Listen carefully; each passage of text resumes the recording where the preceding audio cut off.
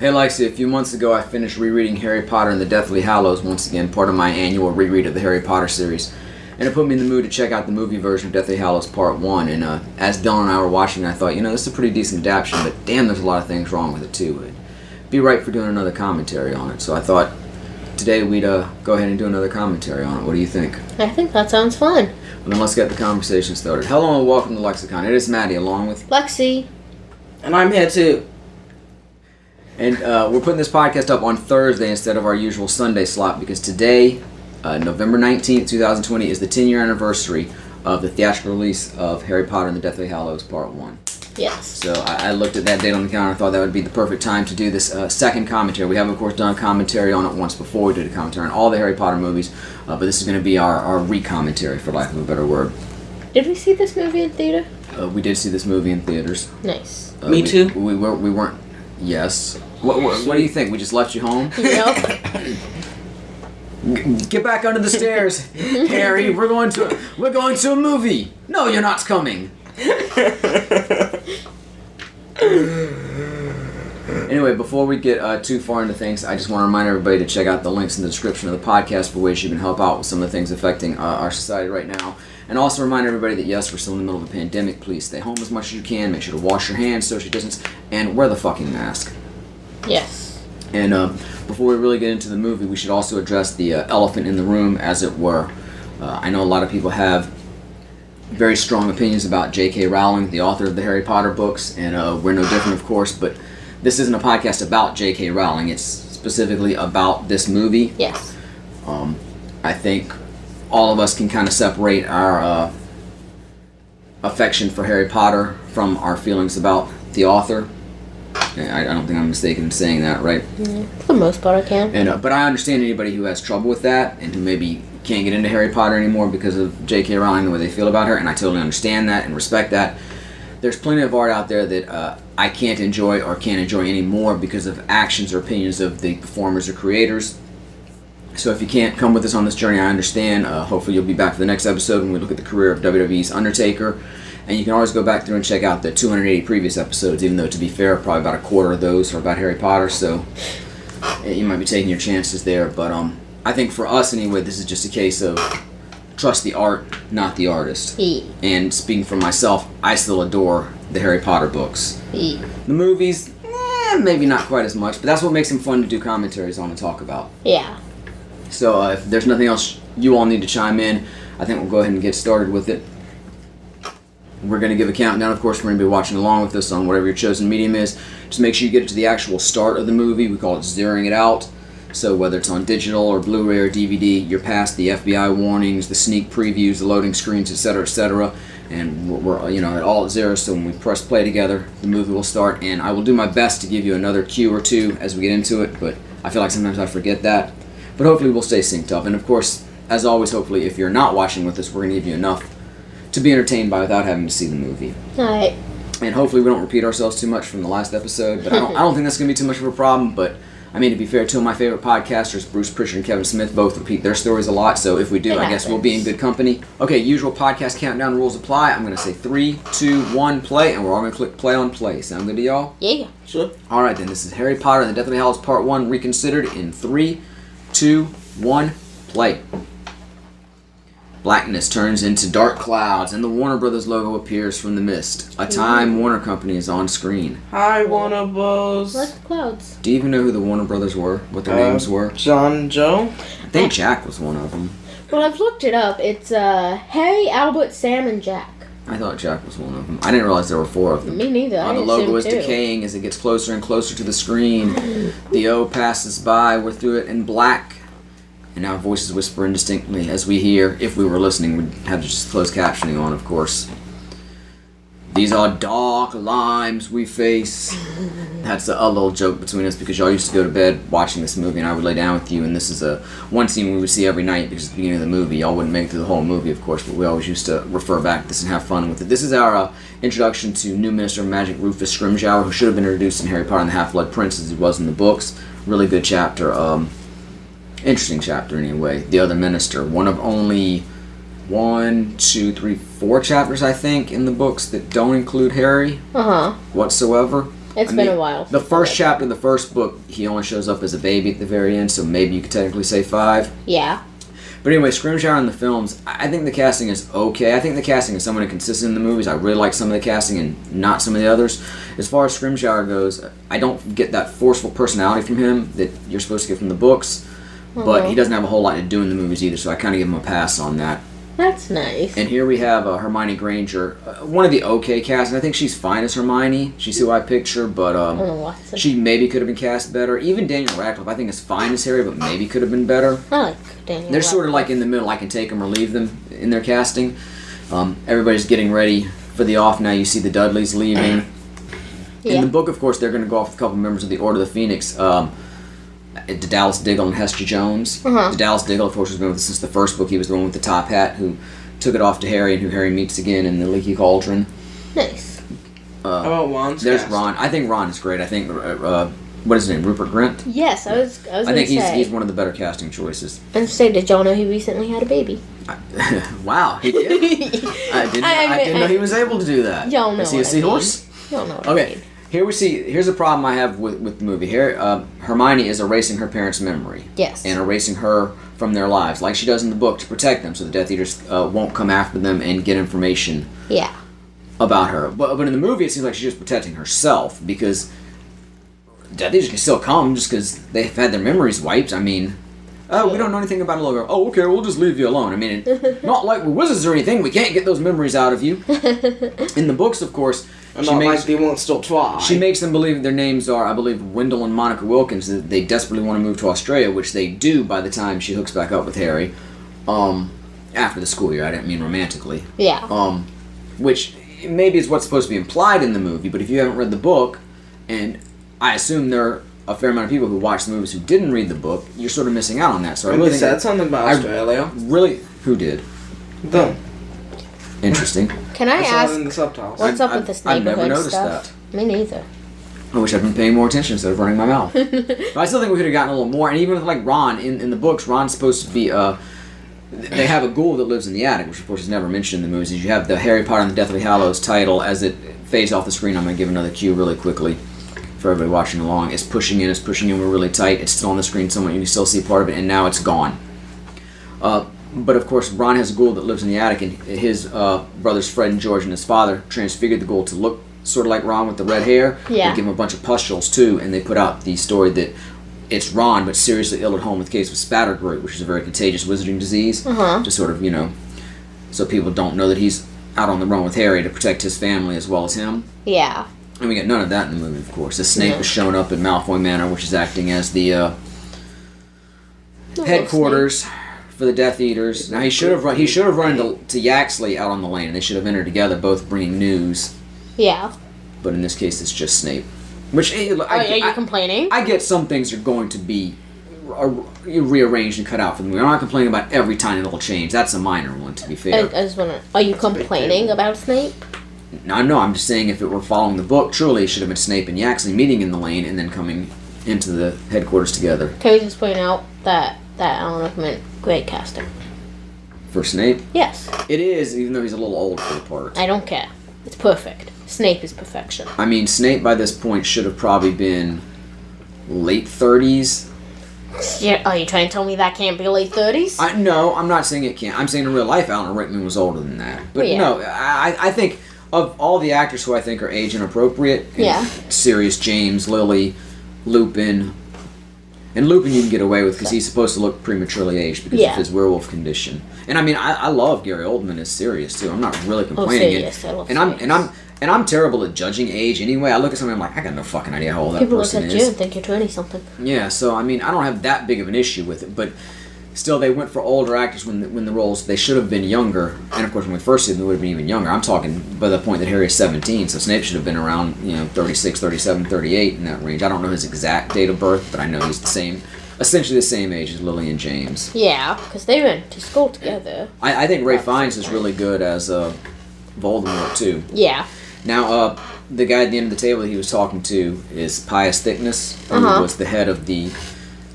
Was he head of the transportation department or head of magical law? He was one of those. And we find out in this early chapter, The Dark Lord of Sinning, which is actually the first chapter of the book, one of the aforementioned chapters that Harry does not appear in, and there's Bellatrix. I fucking love Helena Bonham Who Carter as doesn't Bellatrix. love Bellatrix? But Even Voldemort loves Bellatrix. even Timothy Spall as Juan's Wormtail, mom. he's too old for the part. Oh, that's what a great moment. But that's in the next part. That's not going to be included here, and we knew it never would be. But that's Pius Dickinson. We find out that he's been Imperious and the Death Eaters are controlling him, but he was not at this meeting.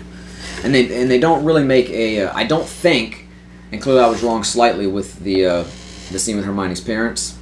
Yeah. So maybe there's a little more to it, but I don't think they really make much mention of. Well, I mean, of course, the other minister, they mention that he's. We find out that he dies. Spoilers when he's killed. Uh-huh. But I don't think they make much of the fact that Pius has transitioned into that role.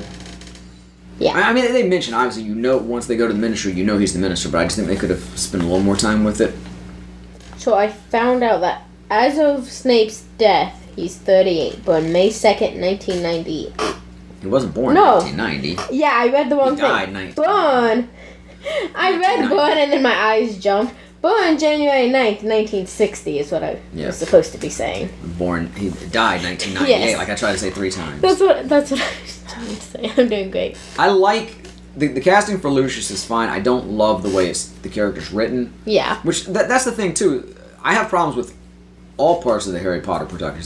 There's cases where I don't like the writing, don't like the directing, don't like the acting, don't like the casting, and there's parts of those that I really like as well. But my criticisms span the gamut. It's not all about the casting. I think he's pretty damn good as Lucius, but I don't love some of the things he's given. I hate this scene in particular. I don't know why. It just feels like they're just hamming it up more than necessary. He just asks Lucius for his wand, and Lucius involuntarily tries to reach for his wand. Like, you think I'm going to give you your wand? My wand, motherfucker. But this whole little thing where he breaks the thing off, and he's like saying what it's made out of, and I don't know. It's just a little too campy for me. Even though I generally like Ralph Fiennes as Voldemort. Yeah. I really like... with his wand? Lucius is just the one he borrowed. He's like, you don't need a wand anymore, Lucius. You're not good for anything since I broke your sorry ass out of prison. He thought he needed another wand to overcome the twin cores to defeat Harry. Yeah. And that's Charity Burbage, the former Muggle Studies professor. This is part of the scene in the book. This plays pretty closely.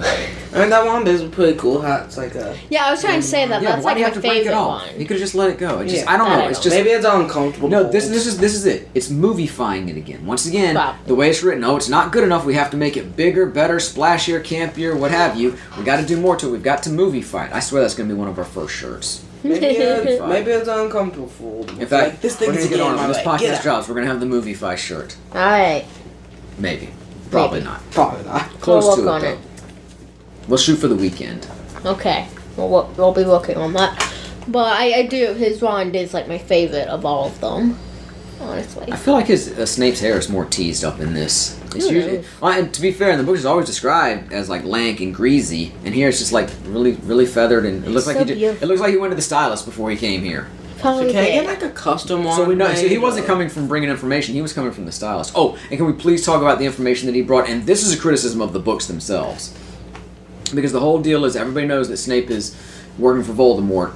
I mean, he's not really. He's still working for the good guys, but he's for the moment revealed himself as working for Big Voldemort. Snape. And nobody in the Phoenix knows, in the Order of the Phoenix knows that he's actually on their side now that Dumbledore's dead.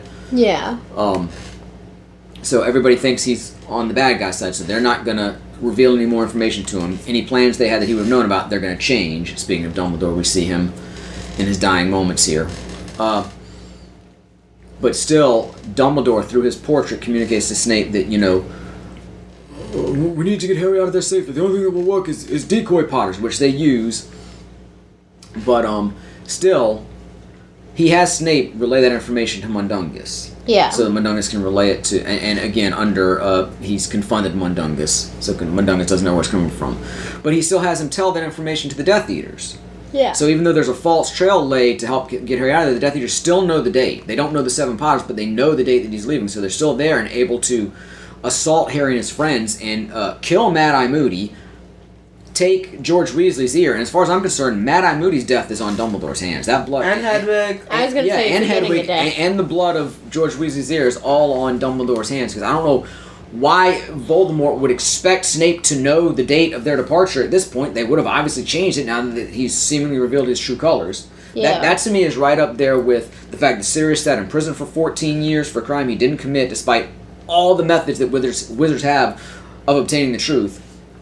And the fact that Lupin didn't turn into the werewolf at the end of book 3 until he was physically exposed to the full moon. Yeah. Because if that's the case, why not just fucking sit in a windowless room when the full moon comes out and you'll be fine. Yeah. Those are like the 3 most egregious errors in the books as far as I'm concerned. We've pointed out a lot of the little ones. We did a whole series breaking down some of the inconsistencies in the books. But those to me are the 3 biggest errors in the books that almost ruin the stories for me. Yeah, I'm not sure if the Lupin has that he has to be exposed to the full moon or that he just doesn't stay in the windowless room.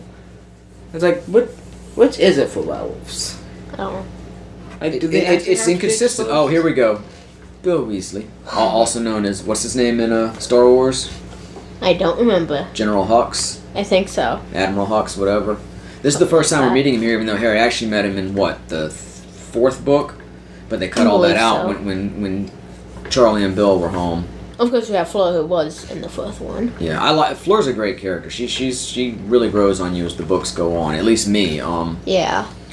Bill and Tonks though are both here in this scene, as they should be. Everybody's here who should be. Of course, we see Harry meeting quote Mundungus for the first time, which he's known Mundungus for years at this point. Yeah. Which again is just one of those things they don't think about it, and because this book hadn't been written yet. No, he's going to be important later, but Like we should have Hagrid. laid the ground for him. It's like having Leno for a little. Yeah, that makes sense. Oh, yeah. As far as I'm concerned, Hagrid should be even taller. He's like 8'6", I think. He should be like Is squatting. the in tallest the he's room, presented. And so. from reading the books, I always feel like he's between 10 and 12 feet tall. But we've talked about that before too. But I was saying, I don't like the casting of Bill. I don't dislike the actor Domhnall Gleeson. And I don't know if y'all realize, but the actor who plays Mad Eye is his father in real life. That's always a cool fact. Brendan Gleeson. Fred and George, I like. They're pretty I damn love good. Fred and Good George. casting. But I don't like Tonks and I don't like Bill Weasley. And I love the characters. I don't like the casting. I don't know. Bill Weasley just hello Bill Weasley. He's just. I feel like Bill is more. Hey, what's up, Harris? Yeah, he's more like the Bill. punk kind of style. Yo, Do so what? I said in the books, I'm pretty sure he's described more like kind of the whole punk kind of style. Actually, I see Nymphadora as more the punk. So I just see Bill as like Definitely. just sort of the supple. He's just a dude, I mean, he's a good Some dude. He's a dude, cool cool. dude. But yeah, that's what I'm saying. He's just more of a dude. And Tonks, I always feel like we need a British Laurie Petty, who's an actress y'all wouldn't know. No.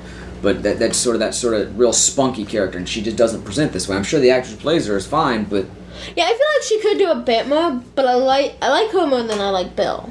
yeah, David I like her a Thewlis. lot. David Thewlis as Lupin in the background. I think he's really well cast. Yeah. And I can't remember his name. The actor who plays Arthur Weasley. I actually like him a lot, even though he doesn't fit the description of Arthur in the books, because Arthur is balding and wears glasses in the books. Uh-huh. But I always see every time I read it, even reading those descriptions, I still see Mr. Weasley from the movies. Nice. And of course, this scene has always been one of my favorites. Once they take the Polyjuice Potion and turn to Harry and they start changing clothes, you get to see Harry with the bra on. Because Fleur's one of the people who changed hair. Because I'm like, of course it's going to happen if they're changing clothes, although I'm not sure if... Well, I'll get to that in just a second, but of course it's going to happen, so I felt like they had to do that, and then we saw this movie and they did it, and I was like, they did it! Yes, It this must is have been perfect! fun to film. That's Right? two things about this. When I knew they were going to split it up, I thought they should do this. It's just a quick, easy visual joke, and it sells the scene. Yeah. It sells what you're experiencing, because they even talk about Harry feeling like his doppelgangers aren't being as modest with his body as he would like them to be. So that just makes perfect sense. And then also, I thought it should probably end with Dobby's death. I thought that was a really good beat to end on, and then you could pretty much start with the dragon in the next one, and that's what they did. So I think that's two of the things they did really well. They got a couple things right. Because if I don't think I said it already, but I think this is probably the best of the Harry Potter movies, at least in terms of being an adaptation. I feel like Sorcerer's Stone and Chamber of Secrets both give that a run for their money, but they Uh-huh. also benefit from the fact that they're much shorter, so you can pack more in. Very true. But I like this book better than those two. I like all the books, of course, but this is among my favorite of the Harry Potter books. This is the first one I So that technically might be read. why I have a little more affection for it, or it could be another reason, or it just is what it is. But for my money, this is probably the best of the Harry Potter movies. And again, I can't separate the movies from the books, so I have to look at them in terms of what's the best adaptation. And to me, this is the best adaptation. Maybe technically the third movie is better, or it ain't the fucking sixth one. No fucking way. I think the fifth one Yeah. does pretty well. I think The fifth one is great. The fourth one's solid too. But in terms of being the best adaptation, I think this is it. But that doesn't mean they don't get some things wrong. Yeah. And we're fixing to see one of them. True. I like Brendan Gleeson as Mad. I hate his fucking recumbent bike. It just looks so fucking stupid. Lol. Yeah, I'm sorry, his recumbent broom. My Yeah. apologies. Kind of neat. What's up, Harry? Okay, no, nobody explained to me. Are these Nobody like neighbor? explained to you? Okay, don't explain to her. I said nobody. You just said nobody. explained. It sounded like you said Me. nobody explained to me. I'm gonna bring this point up, but don't explain it to me. I like being woefully ignorant here. No, I was trying to say, so like, are these neighborhood situations just really common in Britain or something? I'm thinking so. Because, like, I don't noticed know much Harry about lives Britain, in that but- sort of neighborhood, and so did Hermione. That's Chris Ron my doesn't know. assumption. I mean, these are largely British productions, so I assume they knew what they were doing. Yeah. Now this is the part I hate about this scene. Now all of a sudden they're in fucking traffic. True. Just Yeah, in no, the middle like that. cutscenes Just are- like crashed right it's like down. International too. statute of secrecy, anyone? I mean, Right. the whole reason That person's dead now. the whole reason they were eschewing with apparition and port keys and flu powder and whatnot is so they couldn't be tracked by the Ministry of Magic because they knew it had been Exactly. infiltrated by Death Eaters. So I mean, I get it. Again, they're trying to movie-fy the damn thing. Yeah. It's like, we don't need this. The fight in the clouds between the Wizards and the Death Eaters is plenty good for me. Yeah. I think for most of the millions of people who enjoy the book. I mean, it's not like the source material wasn't kind of popular. Oh, Right. here's another issue I have with this. They just have Hedwig flying out. Yeah. In the books, Hedwig's in her cage with Harry. Uh-huh. And all the other Harrys have a plush Hedwig in a cage, which I will We have a admit, plush Hedwig. I will admit, like, was the plush Hedwig really enough to fool them? Oh, that Hedwig isn't knows? moving nearly as much as that Hedwig. But still, I don't think I think they didn't want Hedwig to fly because they were trying to move secretly. And also, everybody's heading for the burrow in this. In the book, they're all heading for different locations. 7 different groups heading for 7 different locations, all with some ties to the Order, all of which have been given protection. But Harry and Hagrid go to Tonks' parents' house initially. Then they're supposed to take a port key to the burrow. So Uh-huh. again, they're dumbing down the security they used. And it's just like, would it have been that hard Eh.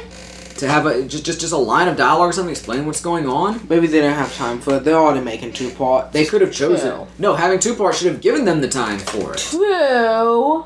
I do kind of like this scene. And Voldemort can fly. That's canon to the books. Yeah, he doesn't, so yeah. he doesn't like need a broom or Voldemort, fetch or Snape. anything to fly. Yeah, he can fly, and we learn later that Snape's learned it.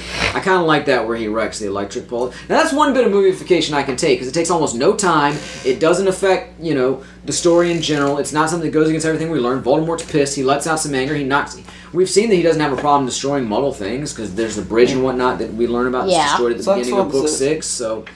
That's Imagine- a thing that I like. Imagine being those people in the cars. You just see someone fly by on a motorcycle. Exactly. And you did. Get knocked over, then all the power in the city goes out. It's like, this Oh, is not really, my really day. quick, I want to say about the clothes, too. They didn't all change clothes, so they were all wearing matching outfits. It's not like the Death Eaters knew what Harry was wearing before he left. They had different clothes because when people, Fred and George got shorter and, Mundungus got taller to be Harry, they were going to need robes that fit them or clothes that fit them. Yeah. So, I mean, they could have all been the same clothes, but it wasn't about them matching, it was about them having clothes that fit. So everybody didn't have to have the matching outfit because the people who didn't like her, I think like Flora was the same height as Harry, Uh-huh. and one other person. People who were the same height as Harry wouldn't have necessarily had to change. Uh-huh. And maybe Flora, she had very feminine clothes on, but Yeah. I really like the actress who plays Molly Louise. I think she's really good casting. Duh. I apologize that I can't remember her name. I remember most of the actors and actresses' names. The girl who plays Ginny, she's fine. She's not given a lot to do in the movies again, so That's true. maybe I wouldn't like her as much. Maybe I would like her more if she actually got a little more fleshed out role. Not that Ginny has a huge role in the books, but she definitely has Yeah. more to do in the books than she does in the movies. That's true But as well. Bonnie Wright is the actress who plays Ginny, and she's perfectly fine. I mean, Everybody loves Molly, though. oh yeah, Molly's great. I mean, and it did seem like him and, is it Chulu's the, Uh-huh. Yeah. it did seem like they kind of like teleported in. Yeah. So it looked So it's like some it, of it looked them like they either teleported. apparated or used a port key. They were supposed to use port keys from the other locations, not from Harry's house, because okay, the deal is Pius had made it punishable by law to connect the Flu network or a port key or to apparate in and out of Harry's house Uh-huh. under the guise of protecting Harry, but it was so they could keep track because remember Pius has gone over, he's been imperious by the Death Eaters. So it was Yeah. fine to do it out of one of the other members of the Order's house, Yeah. but not from Harry's house. So they still might have done that. And that was the deal, they were all going...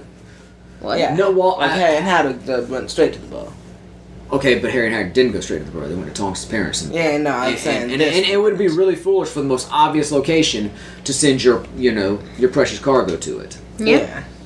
But anyway, Anyway. I was gonna say Haggard wasn't on the bike either when they crashed. He had jumped off on one of the Death Eater's brooms, and Harry tried to Accio him, but he was passed out in the swamp once Harry crashed. Nice. Other than that, the departure and arrivals are pretty decent. They're pretty solid. Yeah.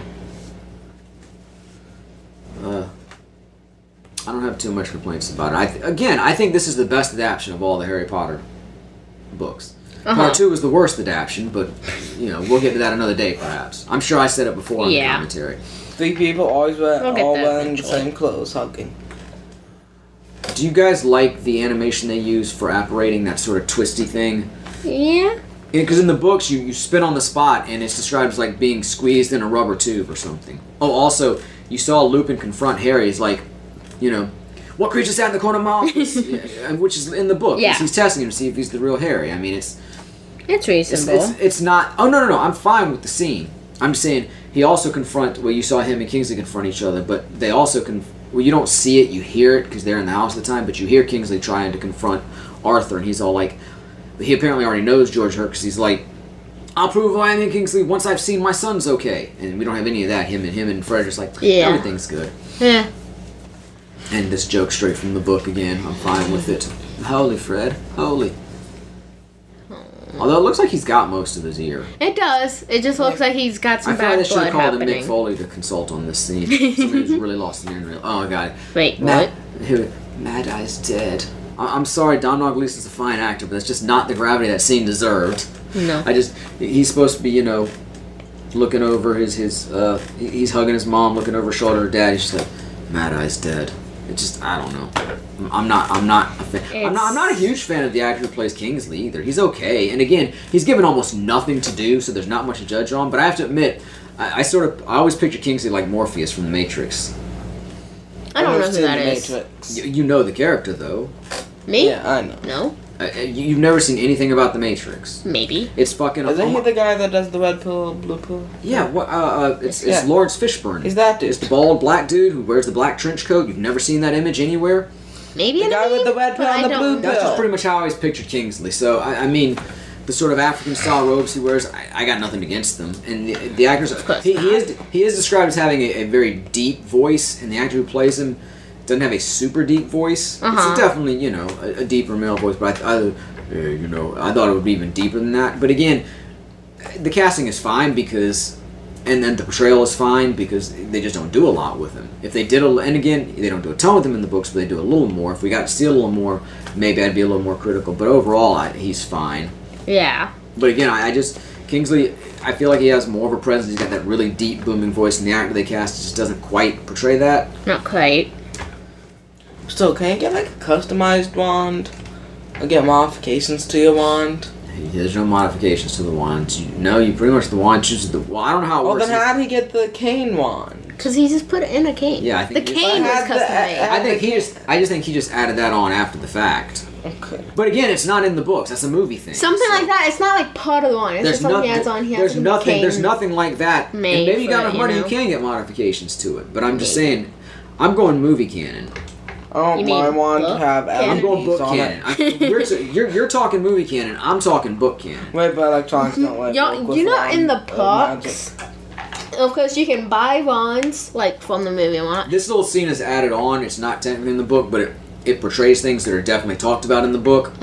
So they just kind of condense some other issues into the scene. I think they probably could have dropped him in elsewhere and used this couple minutes to add on to something else here or there. But I don't have a problem with this. Not one of the things I look and say, man, this really fucks up this adaptation. Nice. But I was trying to say, in the books, of course, you can buy the wands. I heard you can actually kind of do the whole wand selection thing, kind of. And they also sell interactive wands. You can buy those and they'll like do different things, activate different things around. That's sort of a weird bit there where he's like, he drops the bag and turns his back, like, I'm gonna drop my bag and turn my back. You want me to come back, you pick it up. But I'm not gonna look at it. I'm not looking. Like Disneyland, Fine. but Harry Potter. Fine, you did it behind my back. I'll come with you. He didn't know about the pucks. He does know about it. He may have forgotten, but we've certainly talked about it. Talk about how we need to go. Not now, but We've definitely talked about it at length. It'd be nice in to our go, lives. but This thing right here, there's one thing they dropped and I don't like. How it's like he must have felt something. Because Dumbledore flat out says in the books he doesn't think Riddle feels anything, and there's no evidence that he ever does when any of the Horcruxes are destroyed. He eventually finds out about him through other means, but it's not because he felt something, and they use that in the movies. Yeah. The fact that he's feeling it, so I don't like that. We can agree with that. Here we get a little touch to a Rita Skeeter's book, which there is a newspaper article about it that Harry sees. He's already seen. It came before his flight. Nice. From Privet Drive. Flight from Privet Drive. But that, you know, and then we see Alpheus Dodge's memorial for Dumbledore, which is in the newspaper as well. To be honest, Voldemort's biggest failure is that he didn't make like a grain of sand to Horcrux. Right. Well, to do that in a desert. You would think he would need to be able to find it. Plus, and then somebody could accidentally destroy it. Why didn't he find that's a good Horcrux? To make sure it's protected. It's a grain of sand in a desert. I don't think I'll just Somebody's acknowledge. just practicing spells or something and accidentally throws some fiendy fire on it or something. We all just acknowledge the fact that Nagini was once a human. That's Fantastic Beast canon, and we know there's some big issues there. I mean... This scene right here, for one thing, I don't know what the hell he's got sticking in his head. I have no... Is that supposed to help him hear around the bandages or something? It's supposed to be like an ear trumpet, kind of? Or is he just like playing a joke by sticking a fork there? I've never understood that. It's but also, judge. this is a You're not prophecy that supposed to. actually takes place in Ginny's bedroom. It's Harry's birthday, which is like the day before the wedding, which they don't talk about at all in the movie, so for all we know, Harry's still technically underage. And they're a little inconsistent when they use his birthday because, of course, in the first book, Harry meets Hagrid on his birthday, but then it's still like a month before he goes to Hogwarts. But in the movie, he meets Hagrid and goes to Hogwarts the very next day, or the very same day. So is Harry's birthday in the books later? Do they go to school earlier? So they play a little loose with that. But my point is, everybody's giving Harry his presents, and then Ginny's like, Harry, could you come in here for a minute? And he goes in her room with her, and she closes the door. And I think she was going to fuck him. Possibly. I really do. I think she's like, I wanted to give you something to remember me by, and I wasn't sure what else to get. I think they were going to do the dirty. Possibly. But then Ron busts in on him and interrupts it, which... Of course he did. I still don't understand why they couldn't have found another chance to do it, but... Yeah, I'm pretty sure that... Maybe they did. And you know what? Whether that's really the intention or not, it's a very sweet scene. It's a well-written scene. It's an emotional scene. It plays really well. Yeah. I like that sort of extra interpretation that I put on it. Yeah. Here's another scene straight from the book, pretty much, where Rufus Scrimgeour comes with Dumbledore's will to give them the objects he left them. This is about the extent we get of Scrimgeour in the movies, which he's got several more scenes in the books, which could have fleshed out the character a little more, but I get he's not that important. I'm not really complaining that they didn't put him in more. I would have liked to have seen him in the previous movie. I would have loved to have seen the confrontation between he and Harry in the Garden of the Burrow on Christmas Day that we get in Half-Blood Prince. But, I like this section. And it would have lent even more... Well, of course, they don't even mention the fact that the rumor is that he died protecting Harry, that they tried to torture Harry's wherabouts out of the Minister and he wouldn't give him up. So it would have added... You could have put that in and it would have added to the gravity of that, but they don't even mention that at all, so... I like that little They would get what's now known as the Deluminator, but in the first book was called the Put-Outer. Actually, does it even have a name in the first one? It might not have a name at all in the first one, and then in Order of the Phoenix, when Mad-Eye Moody had borrowed it, I think they call it the Put-Outer. I don't think it's called the Deluminator until this book.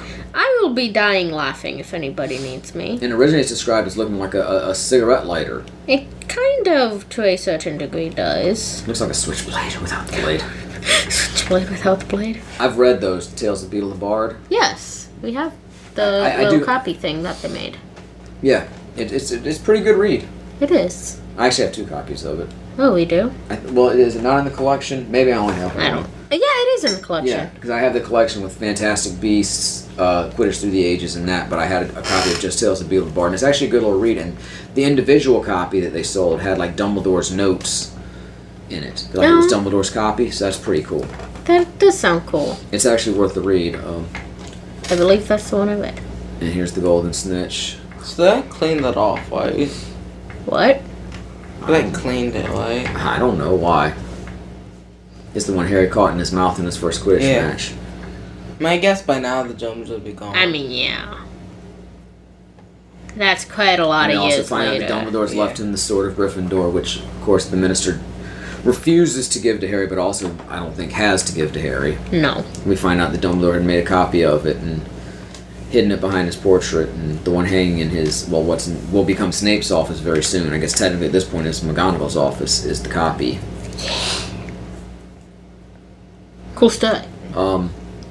Really quick, because I don't... Are you mocking me? What? No. We talked about casting earlier. We might as well... We talked about one elephant in the room before we started. We gotta talk about the other one. I hate Michael Gambon as Dumbledore. I don't know how much blame falls on him and how much of it is in the writing of the scripts and how much of it is in the directing, but I cannot stand his fucking portrayal of Dumbledore.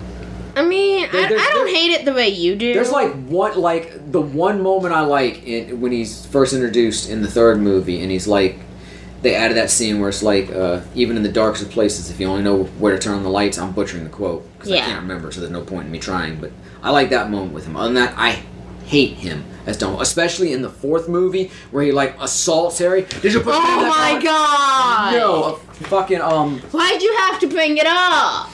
Ayanna and Heather and Walter in the top 5 on Channel Awesome. They did the top 5 best and worst Harry Potter moments. That is the worst. And that was one of the worst ones, and they came up with hashtag not my Dumbledore. I'm totally with them. I hate that. I hate Michael Gambon as Dumbledore.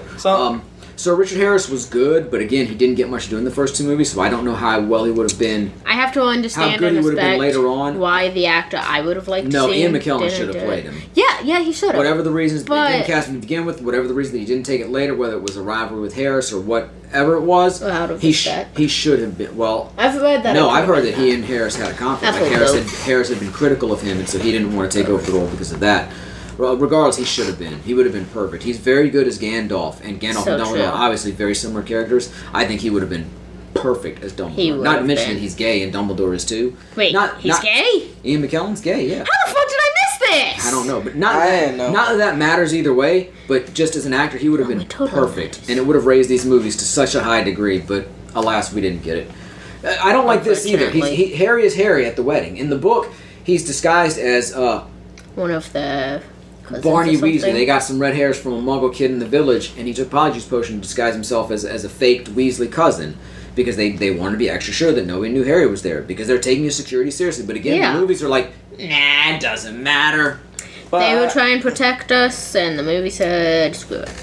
I don't like that. There's a real reason for that. It shows how serious the situation is. And then they're just going to be like, nah, let's just let him on. Right? Not to mention he's wearing a fucking suit. Isn't this a wizard wedding? Shouldn't he be wearing robes? He is wearing robes because when they leave, he's like, you got to change out of your dress robes, Harry and Ron. You stand out. I don't know if Harry changed because they put him in the invisibility cloak, but at least Ron has to change out and put his jeans on. So it's like here, they're just, you're in a suit. Who cares? Yeah. Who's that redhead in the back? She Looking like, look, she just stands out right by Alpheus Dodge's nose. Let's see if you see her again when they Wait. cut back. She's not really by his nose. She's behind. Yeah. I'm not talking about Muriel. There's just a person in the background. I can't see her now. Me neither. Yeah. George chatting up a young bird.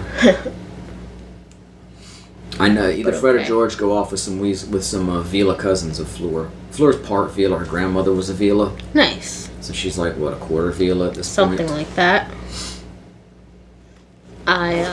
You'd think I'd know more. You know, I have to admit, I don't love. I hate to be critical. I don't love the casting of Muriel either. What? She's not quite as I just picture the one in the book as like really over the top and bombastic. And I know she's old. I know she's like 107 or something, but she just, She's different. especially when she's had some drinks in her, she seems like that really kind of obnoxious, over the top aunt. And I just don't get that Yeah, from this performance. that But one again, aunt. I don't know how much of it's in. Do you have that aunt? Not that I know of. Damn. But again, I don't know how much of this is in the casting and how much of it is in the directing. Yeah. And how much of it's just in the act. Well, I guess the actor's choices would fall under the realm of casting, but I just don't love the portrayal. I don't hate it. Again, there are some things that damn near ruin the movie for me. Like, I don't like this. I love the scene where Kingsley's Patronus comes in. Yeah. In the first place, it shouldn't be a glowing ball of light. No. It's supposed to be a lynx. Yeah. Patronuses almost always take animal form. Yeah. Why did it come from space? Well, he like shot it across the cosmos. But anyway, Cross the cosmos. so far the minister has fallen. The minister, well, he says Scrimgeour in the book, but the minister is dead. They are coming. But then the fact that it repeats that they are coming is what bothers me. Because in the book, it's just those 3 lines. It's simple. It's stark. It ends a chapter and kicks off the next one, and it's just dramatic. In this, the repeated "they're coming, they're coming." It's like, it doesn't hold the weight that it did in the book. And Okay. nothing's on. But I never Wow, liked the way good the thing Death his Eaters girls operate got in that Black about Smoke. Right. Why do the 3 bad guys seconds operate differently before from the they good got I have guys? no idea. I mean, it's kind of cool, but it just doesn't make It's sense. cool, in but this it's not world. needed. And look, if you created this world from scratch Unless for the they're movies, choosing to do it. I'd live Choose with to it. do But in the books, there's no description of that whatsoever. You choose to I don't do it. think so. I've never seen anything like that. Yeah, I'm sure no. And why give yourself away? I mean, some Death Where Eaters- have they ended up? It looks like Times Square, right? I'm sure it's just It the middle, I'm sure it's does. just the middle of London. Oh, I mean, there. yeah. It's bad. I would assume that has to be London. I mean, I'm sure it is. I'm I- sure I- Luton has Yeah, the she says big she towns. says Shaftesbury Avenue there. I think it's Tottenham Court Road in the book. Nice. What the frick of I that remember- dude's hairstyle? There's a DS mobile game thing where you play some of this. Pretty 'cause sexy little dress obviously she's it's got on. I of never really noticed that. this before. movie. Is it the correct color? That's what I need to know. Is it the correct color? Hey, look, she I don't has a know bag if- of folding. Her dress is probably described, So, but it never stood out to me. yeah. Like in the fourth movie, they get the color wrong.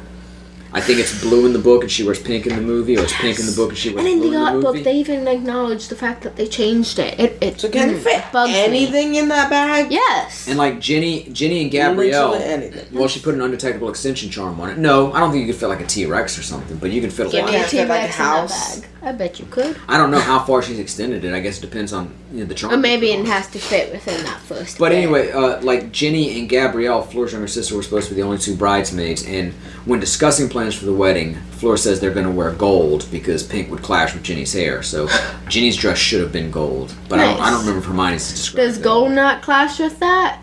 I feel as though You don't gold think would gold clash. and red hair wouldn't look good? It depends on the red hair, and at least in the movie, her red hair looks like that kind that might Well, match. regardless, that's how it's described. And I think Hermione's dress is probably described. Yeah. But again, I reread this book recently, but at this point it's been like 6 months, so that minute of detail just doesn't stand out to me, and I don't have a copy sitting here in front of me, which I thought Me about, neither. but I feel like I have my nose buried in the book too much. This is pretty close. They should have been in a booth beside them Uh-huh. and attacked, but otherwise it's good. I Detail. mean, Harry should be under the invisibility cloak. That's for sure. Actually, yeah, I do care. They moviefied this too. It goes on too long. And the other thing is like 2 spells, we're done. Yeah. I meant as far as the booth went, just kind of. No, I mean, I would have done it that way if I was directing it, because why not? But it's not as important as some of the other And stuff. she gets hit too. I'm pretty sure she gets stupefied in the middle of it. Yeah. And they modify her memory. Hermione just like leaves. So let's just Exactly, it's let's just like- leave a fucking muggle out there with this knowledge of what's. I mean, you don't think she's going back there to call the cops right now or something? Right. And they don't necessarily. She doesn't necessarily know that magic happens. She doesn't know that. She knows that something happened, and you think she's probably going to alert the authorities. Yeah. You'd think. I'm pretty sure Raoul is the huge blonde Death Eater, Mm-hmm. so he should be bigger than that. But I may have the name wrong. I may have Raoul confused with somebody else. I'm not sure. And I mean, they never describe how big he is. They just say he's huge. I don't think he's Hagrid big necessarily. It was just a minute we were discussing something, and I was going to add something on, but I don't remember it now. I like Rupert Grint as Ron, and I love his delivery in a lot of scenes. Yes? But I don't like his delivery here in a minute. Okay. I was going to say, what are you going to say about him? This is when they're deciding to wipe. When he's like, "You're the boss, I guess that's so straight. Hermione." He just, he just seems real contemptuous at that. And in the books, it describes he's being relieved when Harry suggests not killing them. Like, you're right. It's better we don't kill them. Yeah. They should have fucking killed them. Yeah. I mean, Voldemort still found out they were there. He still got through the memory charms, and you still had 2 more enemies to face later on. You should have fucking killed them. Yeah, I just should have. I mean, I don't advocate murder. I don't advocate killing, but they are in a war. in this situation, and they they should would kill you. I mean, Ron was right. They should have fucking killed them. Now, I just want to- I'm not sure if any of them could do Avada Kedavra, because it does take a certain amount of power and I don't know, because will of to kill, so destructo. maybe they couldn't pull it out. Which is another thing, too. Like, in the 3rd book, Harry's like, this is my chance to kill Sirius, and Harry feels like he lost his nerve when he let Lupin come in and disarm him. He had his chance. How was he going to kill Sirius? He'd never even heard of Avada Kedavra at that point that we know. Can What was he going to do? Destructo Drop kill? something on him? He didn't. You mean Reducto? Yeah. He didn't know that spell at that time. Yeah. I still wonder, what was he going to use to kill him? Who knows? I'm going to Wingardium your heart out of your chest. I was going to say Wingardium him into like a rock or something. I'm just gonna penny bash you against this wall. It's Tolkien Loki. But I have to face only. Wingardium isn't that fast. Number 12, Grimmauld Place. Best place. Harry's house. Yeah? Yeah. Left to him in Sirius as well. Something that's never mentioned in the movies, but No. it does belong to Harry. That's sure. And of course, they were Maybe they didn't leave that in the movies because it would have raised the obvious question, why wouldn't the Death Eaters check? And they probably did, but they set up some defenses here. This Dust Dumbledore and the tongue-tying curse that was supposed to keep Snape from revealing the whereabouts. And in truth, I mean, they may know of the location and know that it belongs to Harry, but they can't get in if they haven't been let in on the secret because of the Fidelius charm. So. Yeah. I was going to say, so I was on TikTok yesterday, and somebody just did this thing, and Dylan, you might be familiar with the trend, but they're like, I made so many of these videos, what everyone shows up on your For You page is for you, that thing. They did one of what your Harry Potter family is, and more than just family. But one day I got one, and it was like my family was the Weasleys, and I was dating Draco. But then, like, the next day I got another one. At least you didn't get your family's the Weasleys and you're dating Ron. That would be... No, this is the messed up part. The next day, I was scrolling through again, and I got another one of the videos on my For You page, and my family was something else, and my brother was Draco. So, according to those... Not much better, really. According to those, I'm apparently a Malfoy, adopted by the Weasleys, dating Draco. This is close to the scene in the book. Weasley adopted by the Malfoys. They decided they were going to use their sleeping bags and sleep in the drawing room together. Yeah. And when Harry wakes up, apparently, because they wanted to just all stay together. Just stay together I don't know, that's what they chose. And apparently Ron decided that Hermione couldn't lay on the floor, so he got the cushions off the sofa and she laid on it. And then when Harry woke up, he sees them with their hands reaching toward each other like they'd fallen asleep holding hands. So the couches really, the set of couches weren't part of the book, but pretty much they got that right on. And that little detail, I mean, it is a little weird. Harry's on a couch, Hermione's on a couch, Ron got the middle. It's like they're clearly setting up a hierarchy there, but I'm fine with that. It's cute, but I have a question. Isn't... Juan, you're the comedic relief. I could be wrong, but isn't it either in the movie or the book? I don't think Sirius would have Lupin and Tonks, when they're dead, their hands are touching. Could be wrong. In the movie, they're like, you see them reaching out to each other, and the next thing you see, they're dead. In the movie, Harry just comes in the Great Hall when they're tending to the dead, and they're just laying there beside George. And I thought that was on Fred. at some point when they're dead, their hands are kind of together. Not in the book. I don't think it's in the movie. They do reach for each other the last time you see them alive. That's still cute. So, and according to those videos, the first time my pet was Crookshanks, and the second time my pet was a snake. R.A.B., the mysterious one whose name was on the locket.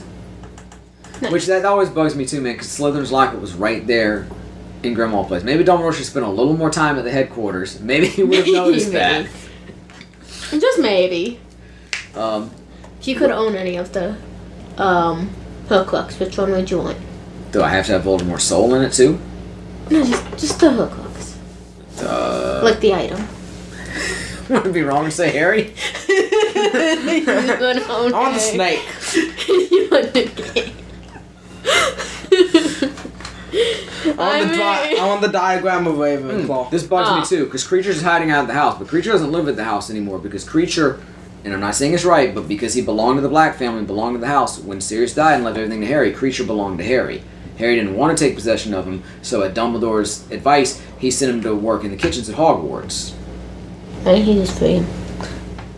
Yeah. Because he knew too much about the Order and they couldn't have him reveal himself to the Death Eaters. How did Hermione feel about this? I don't know how much she knew about it. She wasn't there when Dumbledore and Harry had this discussion because that happens at Privet Drive. In a great scene that should have been in the 6th movie, but... Anyway, he should have been working in the kitchens, which also would have set up that fantastic scene during the Battle of Hogwarts when the house elves burst out of the kitchen and start hacking at the Death Eater's shins with with a Creature in the lead with Regulus' locket, and he's like, fight for my master, fight for the defender of the house elves, fight for Regulus. I fucking love that moment. I love the Battle of Hogwarts. Technically that's not the Battle of Hogwarts. I mean, it's during the Battle of Hogwarts. Technically, the chapter is the flaw in the plan, which is the best chapter in any Harry Potter book ever. Fight me on it. I don't care. And it's a fucking movie scene in and of itself, and then they fucking changed it for the movie. They movify everything else, and that scene they're like, let's just fuck it up. De-movify. Do you think if Hermione knew more about the situation of Creature on it, do you think maybe her stance would adjust this a little, just slightly, like as she's gotten older and as in this situation? It wouldn't have compromised her principles. This is a dirty thing. They don't want to keep enslaving them, but they have to. It's fucking. Well, yeah, I think that you do shit in war that's not good, and I think maybe it's justifiable, maybe it's not. Like in this this specific situation, do you think Hermione would feel like, well, yeah, I don't like the fact that we kind of need to keep him around, but we kind of need to keep him around? Well, I'm sure she does. She always has felt that way. She suggested to Sirius about setting him free because Sirius didn't really want him there. But that's why he says he knows too much about the Order. So she does accept it. Doesn't mean it changes her view. Well, yeah. There's going to be an issue here, too. Again, I think that might be the really big Death Eater because that's a tall drink of water. I'm gonna stop the train. That's Cormac McLagan. Uh-huh. He's a year ahead of Harry. This should be Harry's 7th year. Oh. Why is he on the train? Did he get held back? Possible, but they don't mention that in the movie. that. They don't mention that in the books at all. Neville. But that's definitely the actor who played Precious Cormac Frog. the year before, and Cormac should have been a year ahead of Harry. So, Neville is Precious Frog. Neville's dope. Yeah. And they fuck up Neville's moment, too! In the Battle of Hogwarts, man! Moment. Flaming hat comes off, 10,000 sword comes out, gallons. slice the snake. I know he's still That bitch right there. I know he still gets to cut the snake's head off, but it's not as good as it is in the books. Don't Can give you him kill her? 10,000 galleons for Harry Potter. Does she die? Is it 10,000 a book? It might be. Well, at this point, though, I'd expect at least 100,000. I'm trying to think of the price. It might have been 100,000. Might be 10,000 galleon. I kind of wish we'd done this close to me reading the book, but I wanted to wait for the anniversary. Uh-huh. There's certain, minute details like that. There's Mundungus selling on the streets of Diagon Alley. That's canon. That's how. She does not die. Why not? Yeah, I don't know what happens to her. Literally, the last time we see her is when they invade the Ministry and get the locket from her. I don't think she's ever mentioned after that. Wow, they really want people to know. Hey, Pa, get him 10,000 galleons. Little things like this, like them playing the piano together, it's cute. And if it's is really cute. short, I'm fine with it. But it's not like you really needed to fill anything in. There's plenty of information to be gleaned from the books that you could have just used straight off the page. Uh-huh. So if it takes away your ability to highlight something else that's in the book, Uh-huh. I'm not for it. Because again, it's not like these books aren't rich with detail and characterization that you can't just pull from as it is. Yeah. No, I'm sorry, were you saying something? I don't think I was actually saying something. I had thought of something just because I saw Hermione in her pink cardigan. I used to have a pink shirt. It was like a hoodie kind of shirt. I loved it, and I referred to it as my Hermione shirt. I was really into Harry Potter. at the I had a time, Harry too. Potter jacket. I still have it. I have a black jacket with 2 white stripes, and it looks like the jacket he wears in Harry Potter and the Prisoner of Azkaban. So I think that is my Harry Potter jacket. Nice. I don't think it's pink cardigan that I connect. I always remembered it from Here, we got to mention something book here. 3. Dobby is showing up in this. Dobby should not be here. He had nothing to do with Creature getting Mundungus Fletcher. It is kind of a callback to what happens in the 6th book. Because when Harry calls for Creature, because he's in Hogwarts and he wants to use him to spy on Draco, Dobby comes along too. Because he's Harry's friend, and technically they were fighting at the time because Creature had been bad-mouthing Harry, so Dobby punched his teeth out. Dobby on the table. And then, of course, Peeves the Poltergeist shows up because he was watching the fight. And Peeves is another character that he should have had an appearance in the movies. He should have. And he has a space at the end of the movie. He's part of the battle. He's throwing stuff at the Death Eaters and shit, and he sings the victory song in the end. He should have been there, but they just never used it, so they never had a chance. But my point is, we haven't seen Dobby since Harry Potter and the Chamber of Secrets in the movies. Obviously, he shows up in Goblet of Fire. That's when we find out he's working at Hogwarts. I think Dobby got himself some new clothes. He shows up in Order of the Phoenix. He shows up in Half-Blood Prince, but they didn't put him in any of those movies, so now they had to find a way to shoehorn him back in, so his death is going to mean something at the end of this. Yeah, shouldn't Dobby have? He should. You're absolutely right. Like some sweaters, in the hats, books, when Harry meets him again, he's wearing like soccer shorts and new socks, and he's got hats and stuff. And Ron gives him. Well, he's got a hat, I think, and then he wears more hats when Hermione's knitting the hats. Yeah. Ron gives him a sweater for Christmas and he's got a necktie. That's what he's got. He's got kid soccer shorts and a necktie. Yeah, he should have clothes. That's another mistake. He needs to have clothes. He's been freed. Yeah. And he's got shoes on. That's like the only thing. Shoes. Creature doesn't have shoes.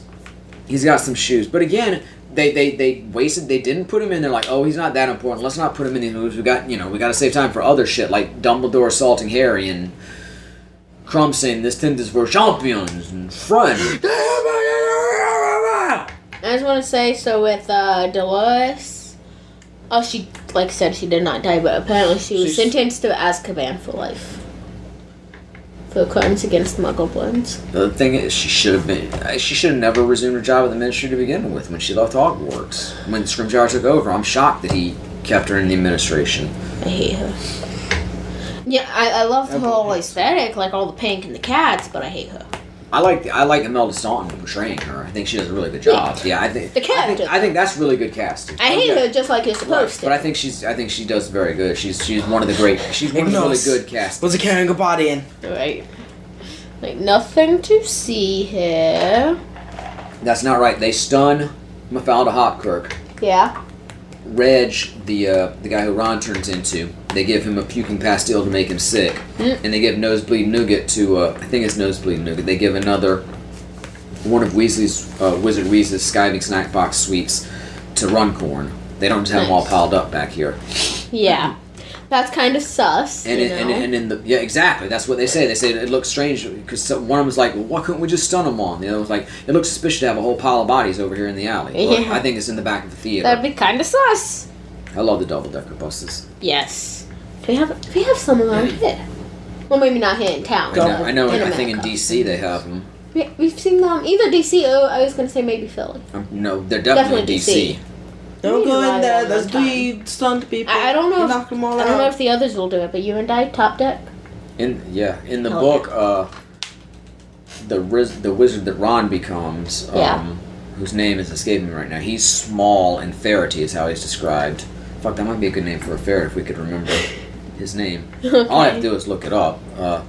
And Runcorn, who Harry plays, is supposed to be like big and muscular. He's supposed to be taller than Ron when they've taken the Polyjuice Potion and assumed these guys is. Uh-huh. It's also weird in the movie. I'm sorry, Bill. Go ahead. I said a lot of people using the bathroom. That's Well, a big this- toilet paper roll. This is that's an industrial toilet paper roll. That's not crazy. No, it's not. That's what's inside of the things in the public bathrooms here. It's huge. Yeah. But anyway, you were explaining something to Dylan. I was doing it to just Dylan.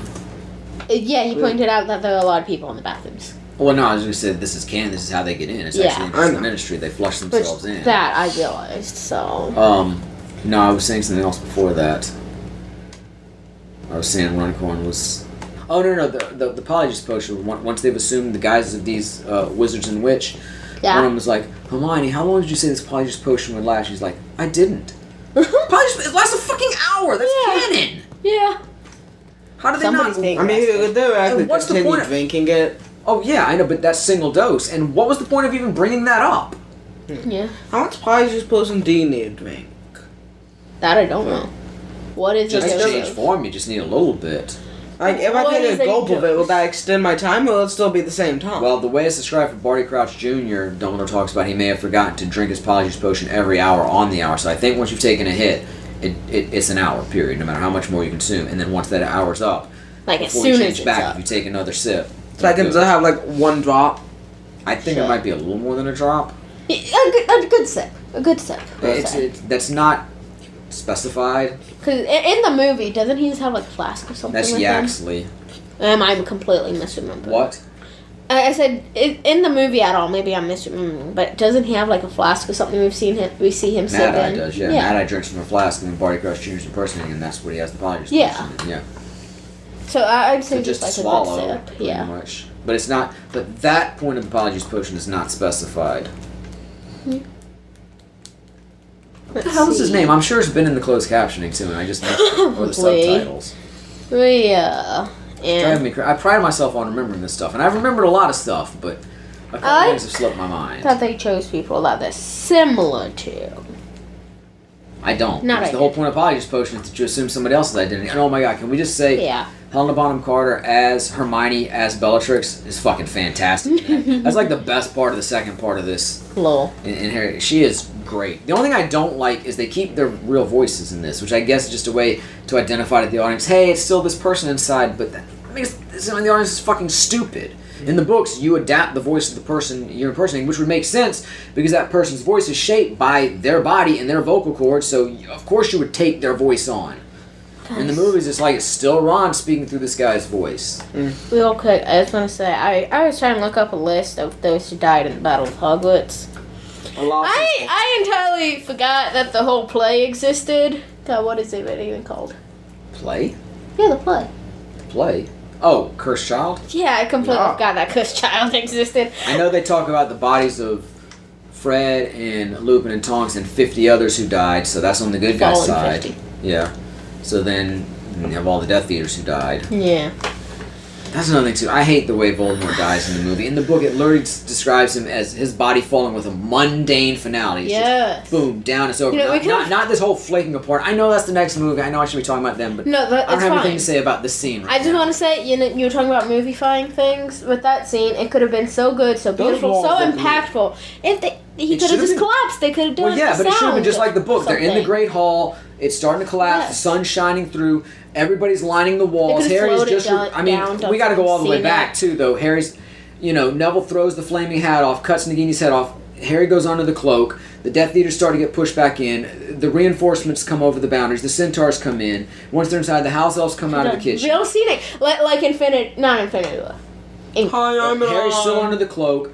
Molly kills Bellatrix. Voldemort screams, sets out this shockwave of power that sends McGonagall and Kingsley and Slughorn, who are dueling him, flying away. And then he goes to kill Molly, and Harry does Protego, and he's like, "Who the fuck did that?" And Harry throws the cloak off, and he's like, "Oh my God, it's Harry!" They're lining the walls. Harry and Voldemort in the center. They're fucking, pacing around, staring at each other. That's when you get Harry's explanation, all the exposition to explain everything that's happened over that point, which would be it wouldn't be too much in that scene. It's going to be a tense moment. It was written cinematic. You're cutting back, exactly. You're cutting back and forth to all the people watching, all the revelations, and the point is like, he calls him Tom, and he's like, "You dare?" "Yes, I dare, Tom." And it's just such a dramatic moment. And then it's like, finally time, the sunbeam hits Voldemort, he turns red. Avada Kedavra, Expelliarmus! The beams hit, it fires back on Voldemort, he flails backwards and just falls over, and he's just dead. It's so They could have even done like a thud kind of thing if they wanted to up it just a little bit. They could have done like that. They could have done like that scene that everybody loves in fucking The Last Jedi. The sound completely cuts out. Yeah. And as soon as he hits the ground, sound back in, and everybody explodes. It's over. We won. Oh my God, the release, and it's.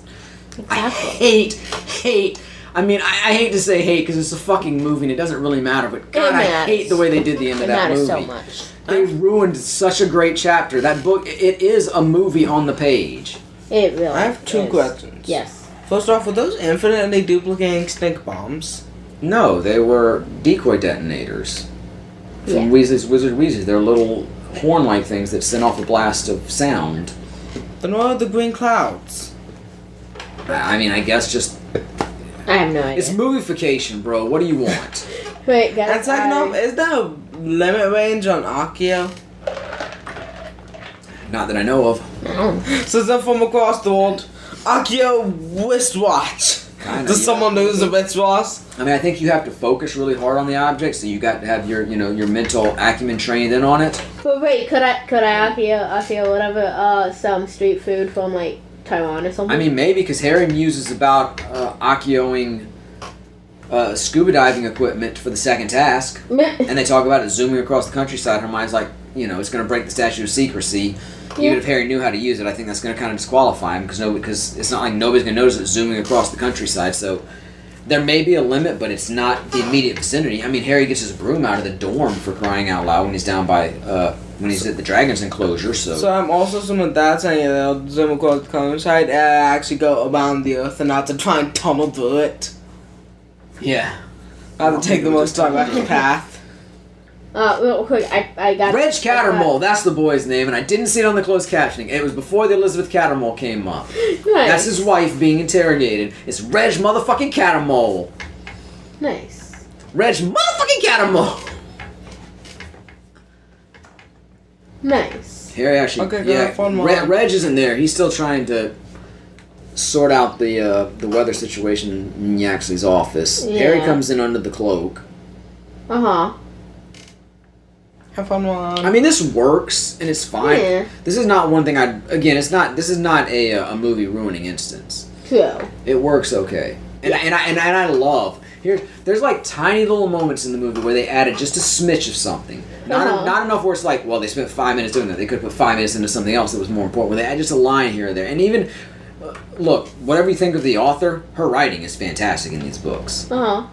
And so you don't really need to add anything. But every now and then they come up with a line here or there that just works really well. And this whole, I must not tell lies when Harry throws it back here.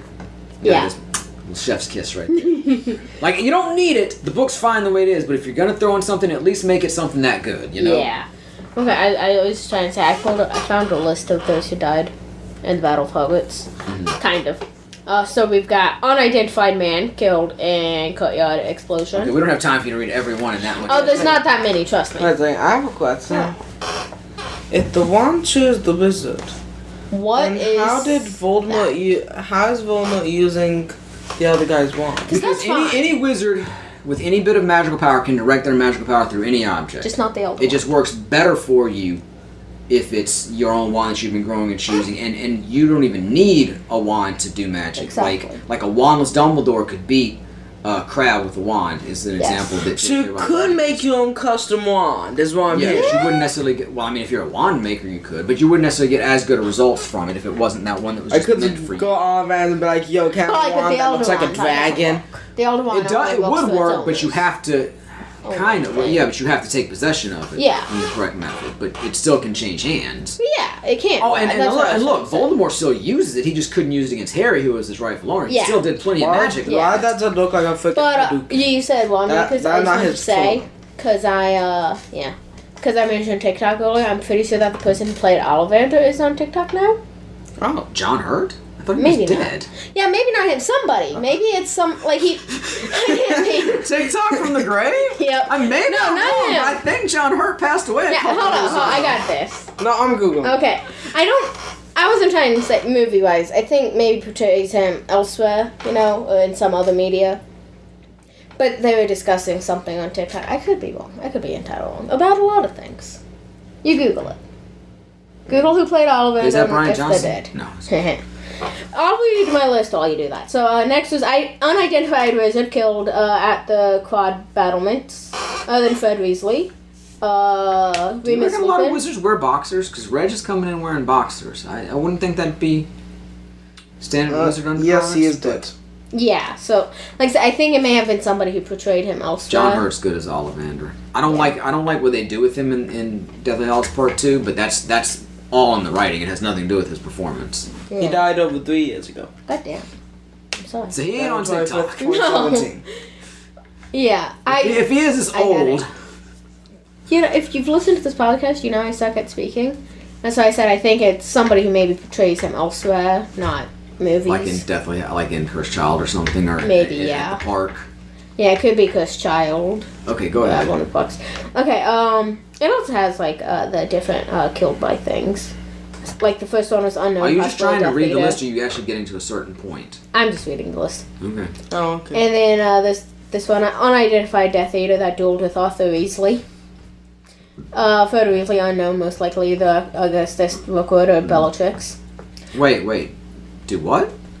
It says person who died, Fred Weasley, killed by unknown, most likely either Augustus Rookwood or Bellatrix Lestrange. Cause of death: explosion caused by unknown spell. I was gonna say there's nothing to. I know she's like, not my daughter. You're not gonna kill any more of our children, but nobody really knows who killed Fred. They were he and Percy and Ron and Hermione and Rookwood and Thickness were battling in Hogwarts, and the wall got blown out. Nobody knows who did that. And in the movie, really quickly, they went straight to the Forest of Dean. VC. No, it's not the Forest of Dean. That's later where they find it. This is the forest It's a out. forest. It's the one where they had the Quidditch World Cup. But they didn't go there. They actually went to Grimmauld Place first. Yes. And that's when Hermione realized that Yaxley was holding on to her, and she used a revulsion charm or some charm to get him off. But she was afraid she'd brought him into the within the bounds of the Fidelius charm, so he could get in now. So that's why they immediately ended up coming here. How do y'all like the visual on Ron? Ron's arm's been splinched, and we know that's leaving part of your body behind. It doesn't. It looks. I'm not saying it doesn't look gruesome, but it feels bad. more gruesome in the book. Yeah, probably. Especially considering he's looks out of okay. commission for a couple of Definitely days. looks very painful. I mean, he didn't leave too much of his body behind. Yeah, it's more. They described it as being looked like just a piece of his arm just completely missing, like cleanly scooped out by a knife. So I'm thinking there should just be like a complete cut out of his arm instead of strips. But go ahead with what you were saying. Me, I was going on. We have Remus Lupin killed by Antonin Dolohov. That's not And said a in the duel. book. It just Nymphadora comes out of the room of requirement and asks Dumbledore's brother, whose first name I forget all of a sudden, what's Aberforth, if he's seen Lupin. He's like, last time I saw him, he was dueling Dolohov, but that doesn't mean that he killed him. Yeah. I mean, maybe Rowling has confirmed that in other writing. Yeah. And I apologize. Directly in the book. Yeah, but in the book, there's no mention of who killed him because we don't even know he's died until there's the ceasefire in the middle of the battle. Yeah. And they're tending the dead, and it's like all of a sudden, Lupin and Tonks are there amongst the dead. Yeah, this is then Tonks killed in a duel by Bellatrix. There's no confirmation for that. I'll look at the references in just a minute. Again, unless I know there's subsequent writing on this, like on what did it used to be called, Pottermore? Yeah. And now it's the Wizarding World. I know there's more writing, so there could be sources for some of this. But just from the book, there's no source for those deaths. Yeah. And then Snape killed by Nagini, Lavender Brown killed by Fenrir. See, that's when I always question, like, her body. Well, okay, two things. One thing, her body's like thrown from a higher floor, so she could have died from the fall or died from a curse that hit her to cause her to fall. Yeah. Then Fenrir jumps on her and starts savaging her. Yeah. But in the book, it reads like Hermione curses him off of her pretty quickly. I don't think he had time to kill her. To the point that I never even was convinced that Lavender was dead. Uh-huh. Subsequent reading of other material says she died. Yeah. But in the book, it's never explicitly spelled out that she died. So I question the means. I'll accept that she's dead, but I'm not sure that Fenrir is the one that did it. Nice. Rupert Grint, he portrayed Ed Sheeran in a music video. How do you like that the flannel Harry's rocking? I love it. It's back to Mallrats. Hell yeah. Sorcerer can destroy a Horcrux. It has to be something that can put it beyond magical repair. Fiend Fire will do it. Basilisk Venom will do it. As we know. Death. Sword of Gryffindor. Well, the Sword of Gryffindor one does it because it's impregnated with Basilisk Venom after Harry stabbed the Basilisk with it. I was trying to think of how some of the others we saw were destroyed. Dumbledore did the ring with the sword. They did the Horcrux they did the cup with Basilisk Fang. They did the diary with the Basilisk Fang. They did this with the sword. The Ravenclaw's circlet got destroyed by the Fiend Fire. Nagini just got his fucking head cut off. Harry was cursed by Voldemort. Yeah. So if it's a living thing, obviously, if you can, I guess if it's a living thing, if you can just kill the living thing, that's probably part of the reason why it's not recommended to use living things as Horcruxes. Probably. But grain of sand in a desert. I mean, on a beach. Could you? He would turn sand into glass. Would that be technically destroying it? I've got a question. No, that's could you magically repair the glass? I don't know, Dylan. I still think you would I've want. got another question. Look, if I got a piece of my soul in there, I'm gonna want to know where the damn thing is and be able to move it and/or protect it if I need to. Okay, but who's gonna guess a random pebble in the Grand Canyon? Maybe you could put it in a box. But an accident, nobody even trying to destroy it, something happens to it. Maybe you could get it and put it in. But again, you're gonna want to. If it's your soul, you're gonna want to be able to get your hands on it at some point. That's why I said maybe you we could just put it got in to see the homeboy. What's his name? Dumbledore's boyfriend. Grindelwald? Grindelwald, thank you. Yeah, we got to see Grindelwald when he stole the Elder Wand from Grigorovich. I just... Right there. The thief. Grindelwald. How do you feel about that? About what? The news about Depp not playing him anymore. I'm upset. Very upset with Grindelwald. I'm of multiple minds. I mean, for one thing, I liked the reveal of him being Grindelwald in the first movie, which I loved.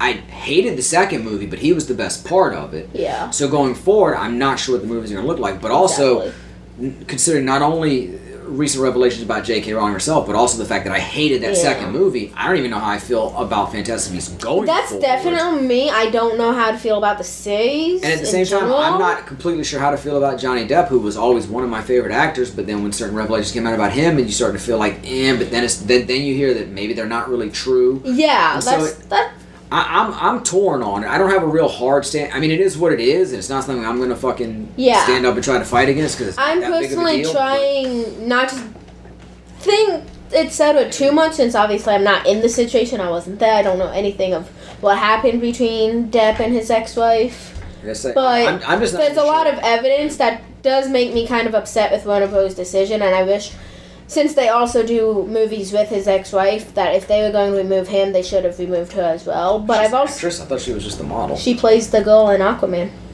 Interesting. But at least that role. But I have also heard that because of how the court ruled, they actually can't fire her because of it. So. I don't know. I don't even know how I feel about Fantastic Beasts at all going forward. Between the huge disappointments in the second movie and the author. So we'll just see. I haven't. I haven't spent a lot of time thinking about it, to be honest with you. You told me about it, and I read a little bit about it afterwards. Yeah. But I've got so many other things going on, it's not that important to me. Yeah. Unfortunately, So there's I a phone mean, call that's been recorded, but she literally admits that she was beating him. And I've heard it so many times. Makes me very upset. It seems like a weird... I didn't read a lot on it. Yeah. But it seems like it all hinged on a libel suit that he lost in the UK, which I know libel's way easier to prove in the UK than it is in the US. So you would think, wow, you can't prove it there. It must have been true. But at the same time, it's like, that's what Warner Brothers is basing it. Well, shit, he lost a libel suit in the UK. We can't hire him. It seems a little specious to me, but Yeah.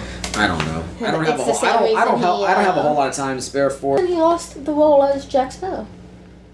He's not gonna be. You can't have Jack Sparrow without Johnny Depp. Apparently. You can do Pirates, but lost you that can't role. do.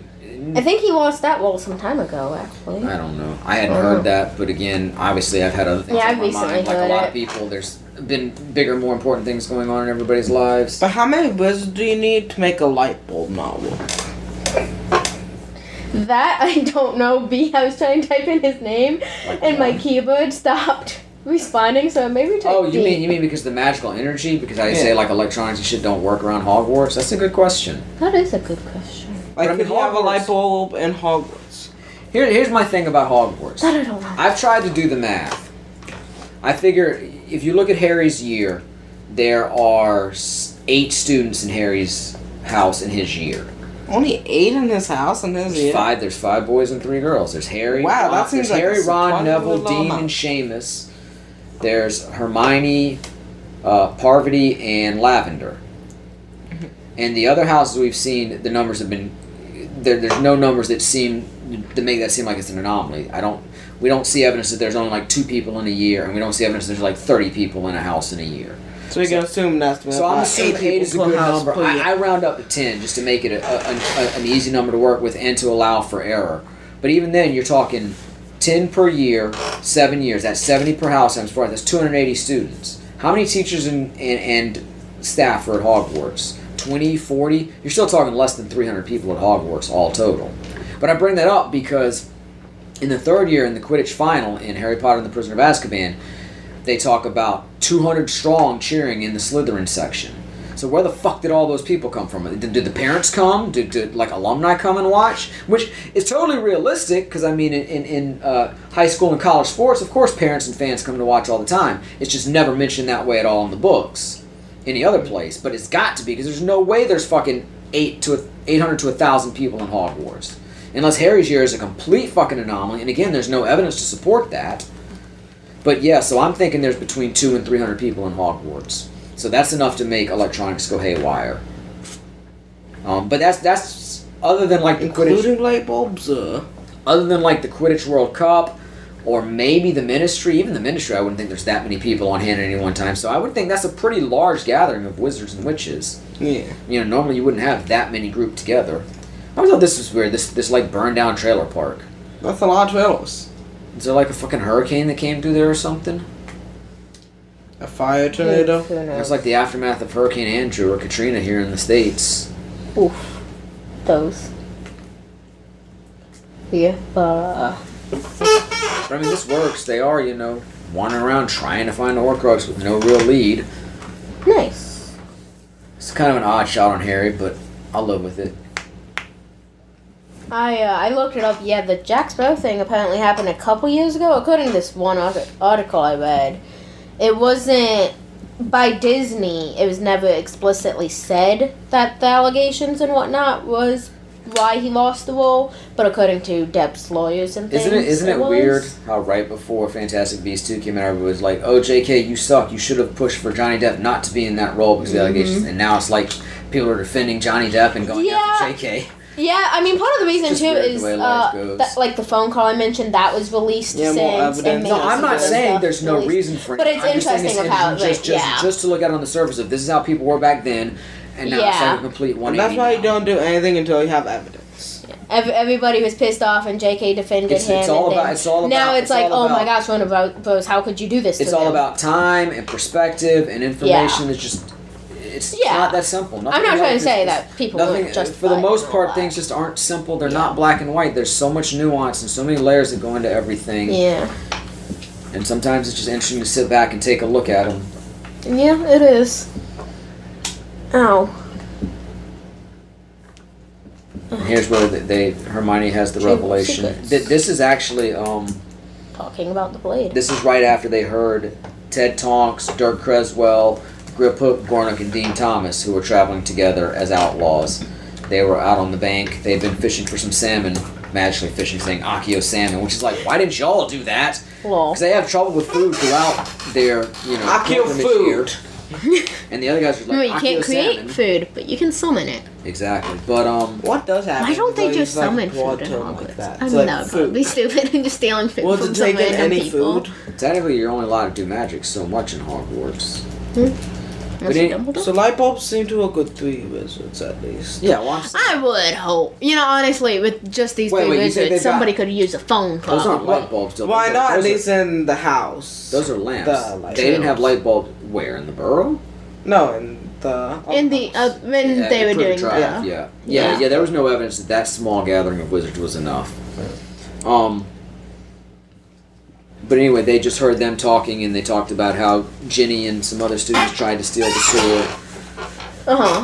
And of course, then Ron's all upset because they heard, they got punished, and it turned out they just got sent into the forest. And Harry's like, that's no big deal. They were sent in the forest. And Ron's like, it's just the forest. Well, there's all kinds of shit in there, like big ass spiders. And so when Ron has his little freak out moment here, and he ends up walking out on him. Well, That's just a little thing that was left out. Minor thing again. Movie works totally fine without it. nice. Nowhere effing near. That's what he says in the book.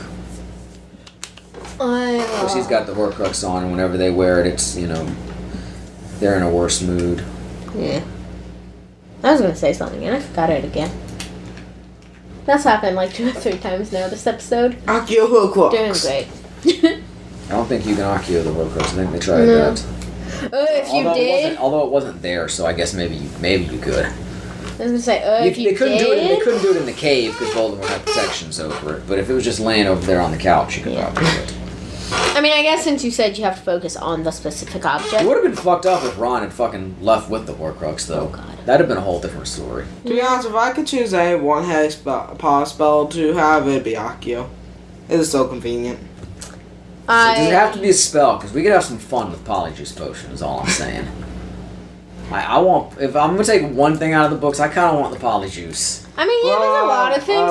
I was gonna say Felice. repel could be nice. Felix Felicis. Yeah, That could that's be also good. kind of overpowered. That could Let's be have a bunch good. of that. But I was also gonna say Accio would But it be can be dangerous in large quantities, Yes. so... would actually be pretty good for A lot. me because I can't find shit. He says it causes giddiness, dangerous overconfidence. I'm not sure. I mean, when you It turns have you something into a that pretty Leo. much makes you win at everything, of course you're gonna be overconfident. You're winning at everything. Did we really just get a subtitle for him disapparating a whooshed? Pretty sure we got that. I wouldn't mind things like the way you can expand the inside of a tent or a bag or Yeah. something. That's Accio pretty dope. liquids. I agree. Can you expand shelves?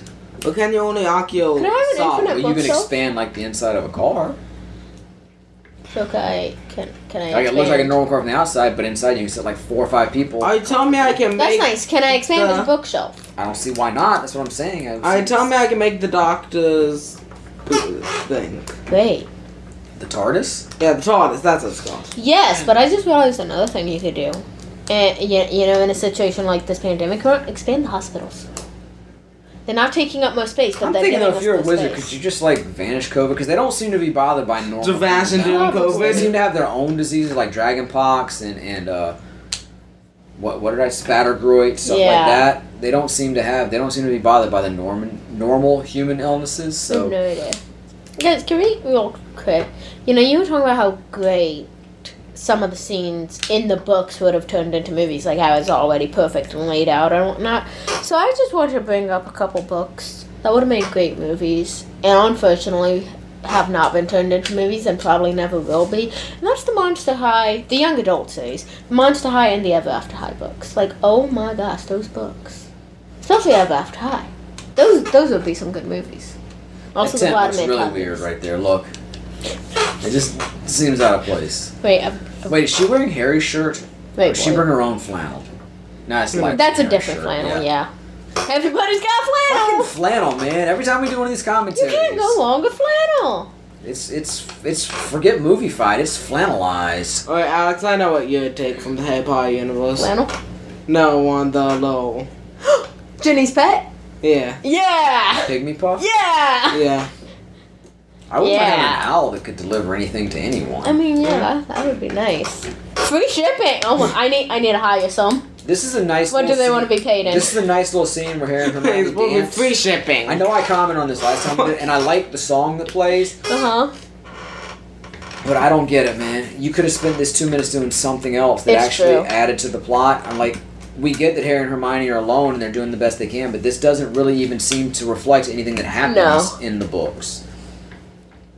And yes, Harry even says to Ron when he comes back, they went whole stretch of time where they didn't talk at all or have any interaction. So I think this is even in contrast to the way their relationship is in the books. Now, I mean, they still work together and they still do things and they still care about each other. I'm not saying that. And like I say, I love the song and it's a cute scene, but to me, this kind of scene, you only need it if you need to condense a lot of scenes into something small so you make something up. Or if you need to fill, and you don't need to fill a fucking 700+ page book, and it's not just any 7. It is a very dense book. There is a lot going on in that book. oh yeah. It is maybe not the 5th book. Maybe the 5th book competes with it, but other than that, it is easily the densest of the Harry Potter books. It is just packed with detail and information. Man, aren't they obviously gonna get together? So it's cute. Right. Do you reckon that's what they were going for with this scene? I think they For would. people Maybe. who hadn't seen the movie, who hadn't read the books.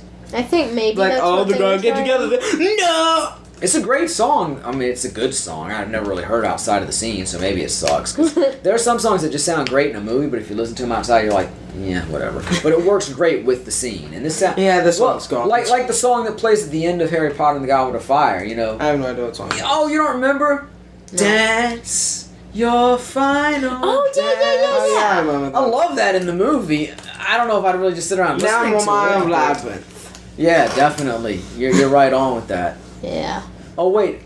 Yeah, I knew there was something with the snitch. Now, halfway through the damn movie, he has the revelation, oh, this is the one I swallowed, so I need to make out with it. Oh God. In the book, it's like right after they meet with Scrimgeour that night, they meet up in Ron's bedroom, and he's like, I wasn't going to try too hard in front of the minister, and that's when he fucking puts his lips to it and he gets the note.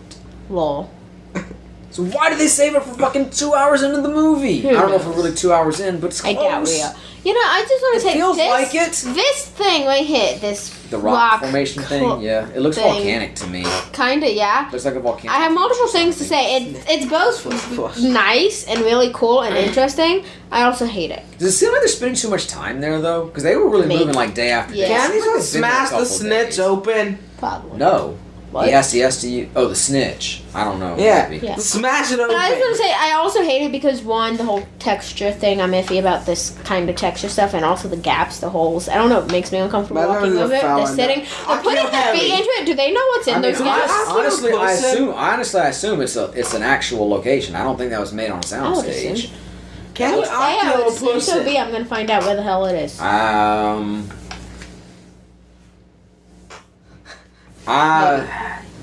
Well, no, I know there's a thing with Flitwick. I can't flip it. Yeah. No, I'm not sure if it's because they do Accio, which is the summoning spell, but they also do a banishing spell, which would push an object away. Yeah. And I know there's at one point where people accidentally send Flitwick across the classroom. But even if it is the banishing spell, it would stand to reason that if the banishing spell would work on a person, then a summoning spell also would. Oh yeah. 'Cause- well, I mean, I told y'all Harry tries it on Hagrid. I don't know how well it works, but he does try it on Hagrid, so I would assume you could. Maybe it's not good etiquette. Maybe it's illegal in the wizarding world, but I'm saying you might could do it. I can't believe we're on that. You know what? Akia won. That's an interesting point, though. That is. Depending on the range of it. The moment, Akio Harry I mean, Potter. they didn't really want him back, so and Right, I would imagine maybe they're yeah. on the With fence that, couldn't someone be like Akio Potter? Yeah, and again, I would assume there are defenses against it, and they are putting up defensive spells where they are. So It's snowing. Yeah, snow. is this when they're going to Godric's Hollow? And again- question you guys. In the books, when they go to Godric's Hollow, they go disguised as Muggles. Okay. They don't go looking just like, hey, it's Harry Potter and Hermione fucking Granger. Yeah, in Harry Potter's birthplace, the place where Voldemort initially met his downfall. One of them just suggested they show you his polyjuice potion, and then the other was like, no. They did that in the movie? Yeah. Fucking movie. Guys, down for Yorkshire? Pudding? No, location. Travel. Yorkshire. Not now, Oh. but eventually. Yorkshire tea? Yeah. Well, damn it, that's where the rocks are! Alright. It's, I don't know how to pronounce it. Is it volcanic in origin like I surmised? That I don't know yet. Or it could be from like water. Yeah. I think so because a lot of these pictures are showing that there's a waterfall. Yeah. So. I'm Googling this. Can you Akio pussy? Like there's a real resource for it. Somebody made this shit up. So yeah, maybe if you go to the Wizarding World, there's fucking something to back it up. And I gave you the very slight evidence that there is in the books, but other than that, it's not like it's fucking real. The cove was formed by a large Ice Age river that fell at this point as a cataract. It's like this. You watched a video the other day where somebody was saying like, well, the Empire's right because of this, this, and this. There's a hand in my face. But you know how I know the rebels are the good guys and the Empire are the bad guys? Yes. Because the fucking movie tells me they are. Yes. This is not a case of like propaganda trying to reframe. Stop. This is not a case of propaganda trying to reframe a real life situation. And it's not like there's enough time in the movie to go over every fucking geopolitical possibility within the world of, people interacting that way. It's a story that was meant to tell. It was a story that was meant to tell the story of good guys versus bad guys, and the story tells me these are the good guys, these are the bad guys. That's why it's such a problem when you try to apply real world situations to fictional situations, because the fiction is not necessarily meant to support every possibility of real life. So you're looking up something for a fictional universe That's grave. that if the person who created it didn't say it happened and there's no evidence of it happening within that physical universe, you're not gonna find. Did I say physical universe? I meant fictional universe. You're not going to find any real evidence. Don't put your leg on me. I'm so fucking hot right now. Apparently, Aki only works on inanimate objects. Well, I'm sure. Look, I'm sure if he wasn't Akio'd, that Flitwick was fucking banished. So you can't at least. That is people on Akio something. only works on. Wait, Cool. wait. What's the reference though? What's the source? This pop buzz J.K. Rowling just answered every question you ever had about something. All right. Look, if the creator And says something on Reddit. Look, if the creator says it and there's nothing in their creations that contradict that, I'll accept it. Because they created the world, so of course they know what they're talking about. I mean, you can technically Akio someone if they're like standing on something. Yeah, if they're holding something really tight. Today, like Mjolnir. I ain't letting go of this! But it probably was all injury or death. oh God. Continuing on about this cool cove. Can I just say... Oh, go ahead. Today the water course is marked by a I think stream that mine's more flows relevant, out. It goes underground at water sinks about a mile before the top of the cove. Another stream emerges from a cave at the bottom. The two streams were once thought to be the same, but experiments with dyes have shown that there are two separate waterways that go underground at different places. The paths cross without mixing behind the limestone cliff, re-emerging a few miles apart. Here we see Harry's family's house in Godric's Hollow. It's invisible to Muggles. But Okay. Harry reaches out and touches the gate, and that causes the sign to rise up. Yeah. And then it talks about the ruin is, and I'm pretty sure it says the ruin is invisible to Muggles, but wizards can see it. They left it there as a tribute to Harry and his family, and the price that must be paid to defeat, the evils. Yeah. But I want to say, there's Bathilda Bagshot, who we first met as the name on Harry's History of Magic textbook. Yes. And that's all she is until this book. Yes. I always pictured her as black. Nice. I don't know why. I mean, look, it's just your mind's eye, Some of the characters, their physical characteristics are described in detail, some aren't. Like, I always pictured Hermione pretty much like Emma Watson. That's her name, right? Yeah. Uh-huh. Am I wrong? You're looking at me funny. I was letting you finish because maybe I'm getting mixed up in my head. Her name's Emma Watson, right? Yeah, no, that's correct. Because by the time I started reading the books, I'd already seen the first movie. I was going to and say, they were did you see the movie thing? Yeah, I'd seen Yeah. the first movie years before I read the books, and by the time I got into the books, the first 5 movies were out. So, Because I know since you so said that was my friend. comments. But in her just in description. reading the books and focusing on just the text of the books, I could picture her being not necessarily black, or I mean, she wouldn't be African American because she's from the UK, but you know, she could be like Indian, or I don't necessarily think she's Caucasian. Yeah. From the way she's described in the book, she's not described like some characters are. Dean is described as a black boy. Yeah. You know, so I mean, we know some characters. I hesitate to use the word race. Yeah. Because I don't really believe in race. Yeah. I understand racism is a thing, but race is just a social construct. We've talked about that. Definitely. Before. But yeah, I think she could easily not be Caucasian. It's simple for me to picture her as Emma Watson because, like I said, I already had that frame of reference before I ever started reading the books. But some of the other characters that I didn't, like Lavender Brown, I always pictured her as a black girl. Nice. And to be honest with you, if you watch some of the early movies, I'm pretty sure there's a black female student in Gryffindor in some of the early movies. Mm-hmm. Like in fucking the third one, there's like 14 Gryffindors. They just threw in a bunch of extra people. Yeah. Like there's this one kid who has some lines. He reads out what a Grimm is, and it's a black boy. And I thought it was supposed to be Dean, but then on rewatching, I said, no, Dean's there. He's in the background. So who the fuck is this kid? Who knows? So they threw in a bunch of extra students there, but I'm pretty sure. I think Lavender might be black in the movies, and when I read it, I always pictured her as black, and I've always wondered if maybe she was supposed to be black, but then when, you know, there was the romance of the Ron, we don't want to be controversial and have an interracial relationship and white. I don't know, but yeah, for some reason I always pictured Matilda as a black woman. Nice. I was going to say, because you were mentioning that, and Cursed Child in the play. Hermione's black. Yeah, I know. she's portrayed and her daughter is as well. Yeah. But, it's pretty good. I remember y'all, some of y'all in the theater really jumping when Nagini rose up in one of these. I think it's after this when they think they've taken it down, then all of a sudden it pops back up. Even this, I swear the snake just keeps getting bigger. Even this though, this scene is not this long in the book. No. It's like Harry fights Nagini for a minute. Hermione comes up. Nagini's there. They jump to the window. Confront Joe. They're out.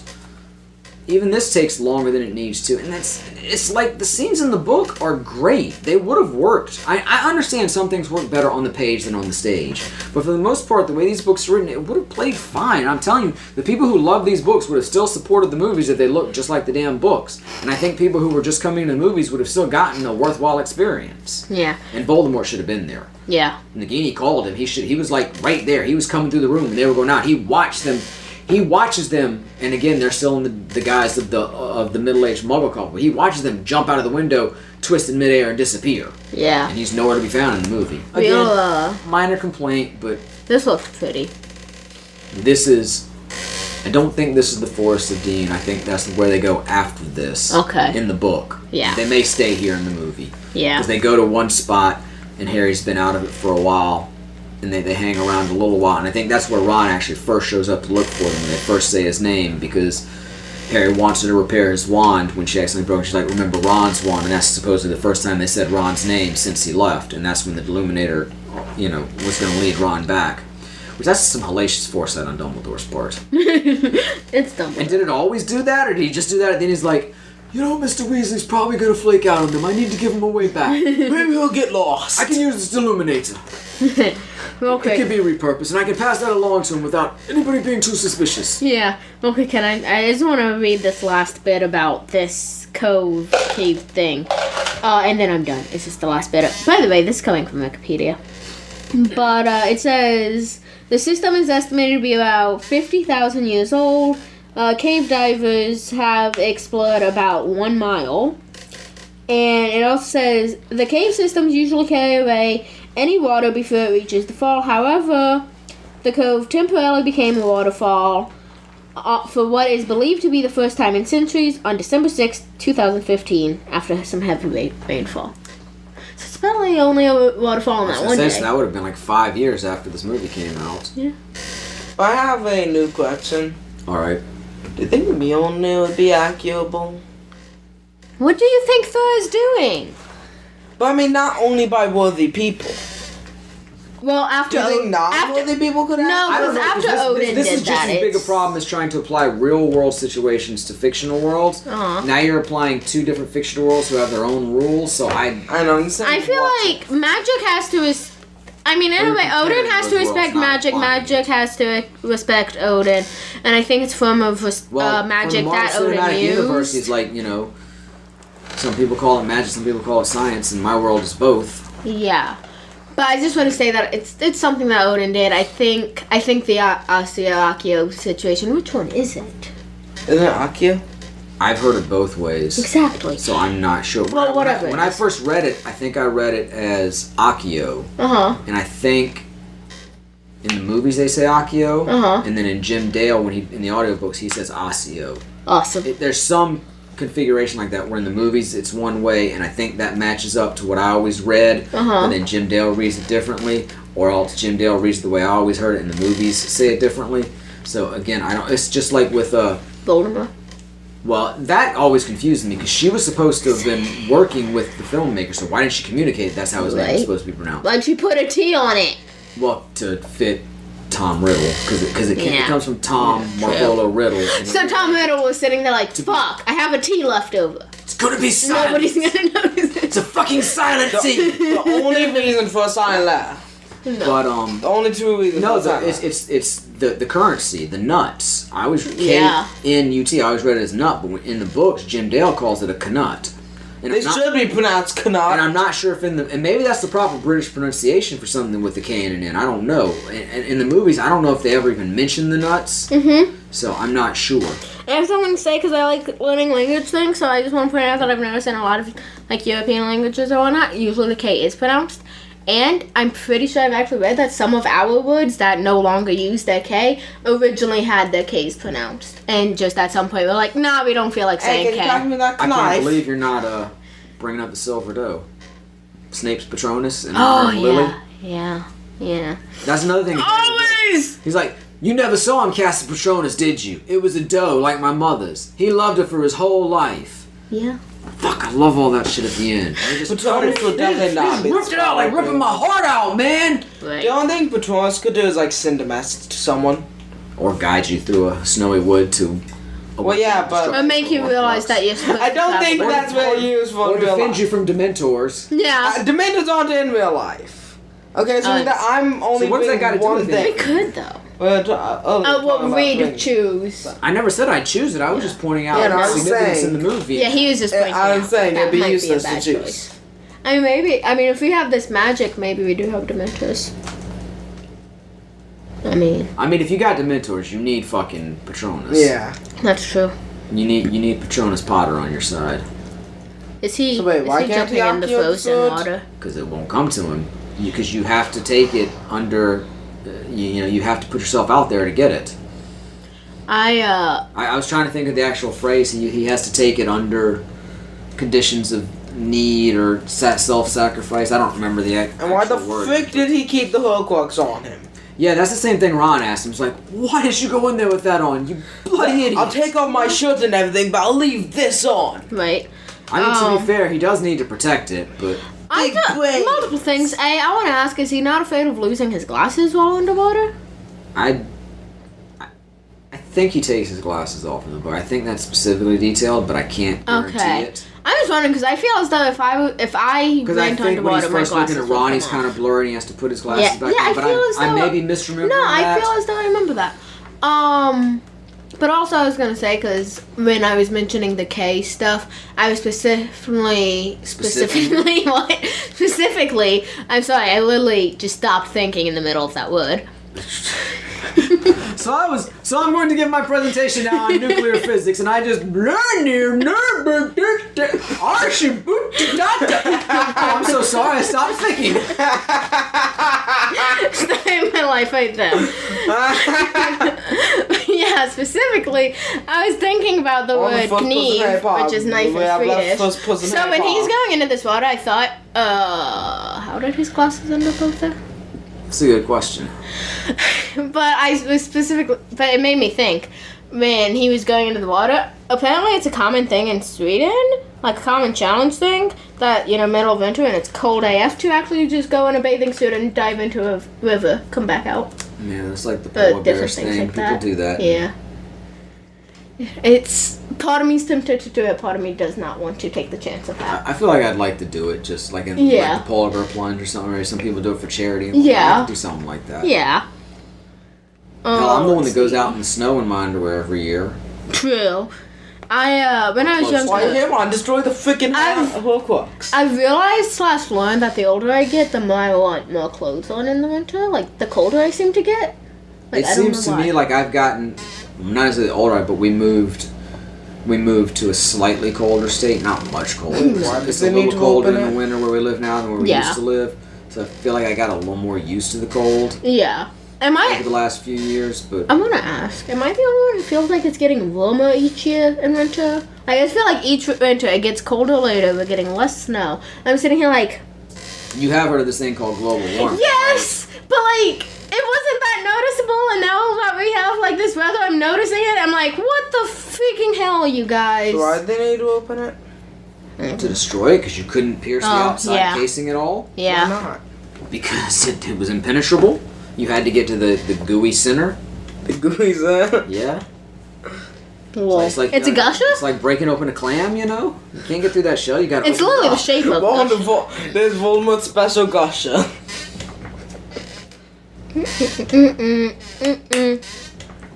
I feel like that Harry and Hermione should be naked. Probably. I think they do get naked. Though, Yeah, they as do. It goes along, so maybe that's what I'm referencing. I don't remember Maybe. exactly how they're detailed in the book. I know that Hermione's like more beautiful and more terrifying than the real thing. Lol. Not that Hermione's a thing, but the genuine article. You know what I mean? Oh god.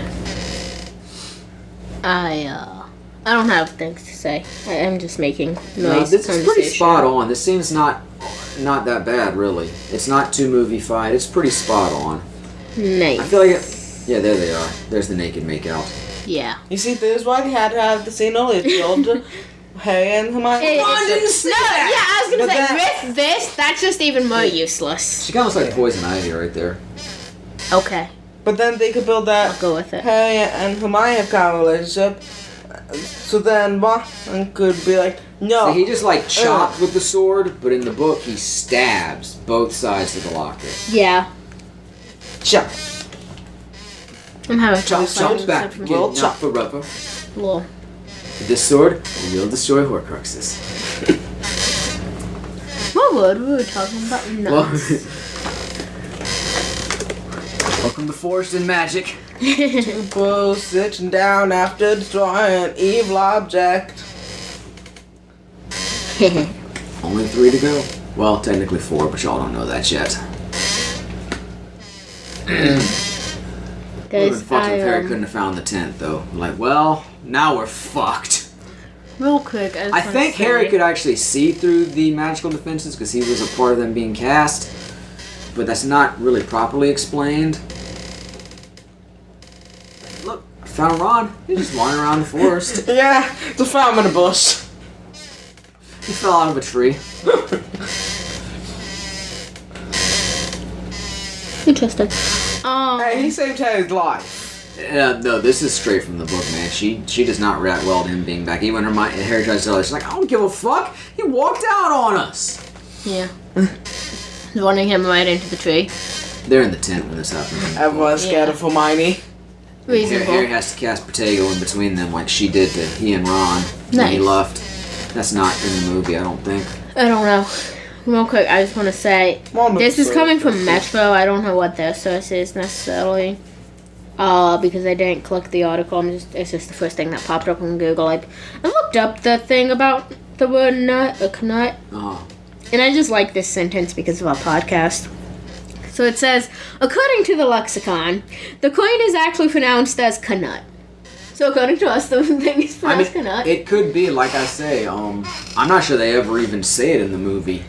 Apparently. There's not that many opportunities for it. Now, maybe when they go to Weasley's Wizard Wheezes in the 6th book, and Ron has a bunch of merchandise, and Fred quotes him a price, and it ends with one nut or one knut, and then Ron's like, I'm your brother. And he's like, he requotes the price and says, I'll knock off the nut. But I don't think that happens in the movie. Uh-huh. And then, of course, Hagrid's explaining the coins to Harry early on in Sorcerer's Stone, but I don't think that happens in the movie version either. So I don't think there's ever any instance where they I actually say think it in the movies. movie when that little brother exchange happens, I think it happens in the movie, but they just don't knock it off. They're like, Yeah, cool, it's like, you but I'm can your hear brother. this. Yeah, I got you. Yeah.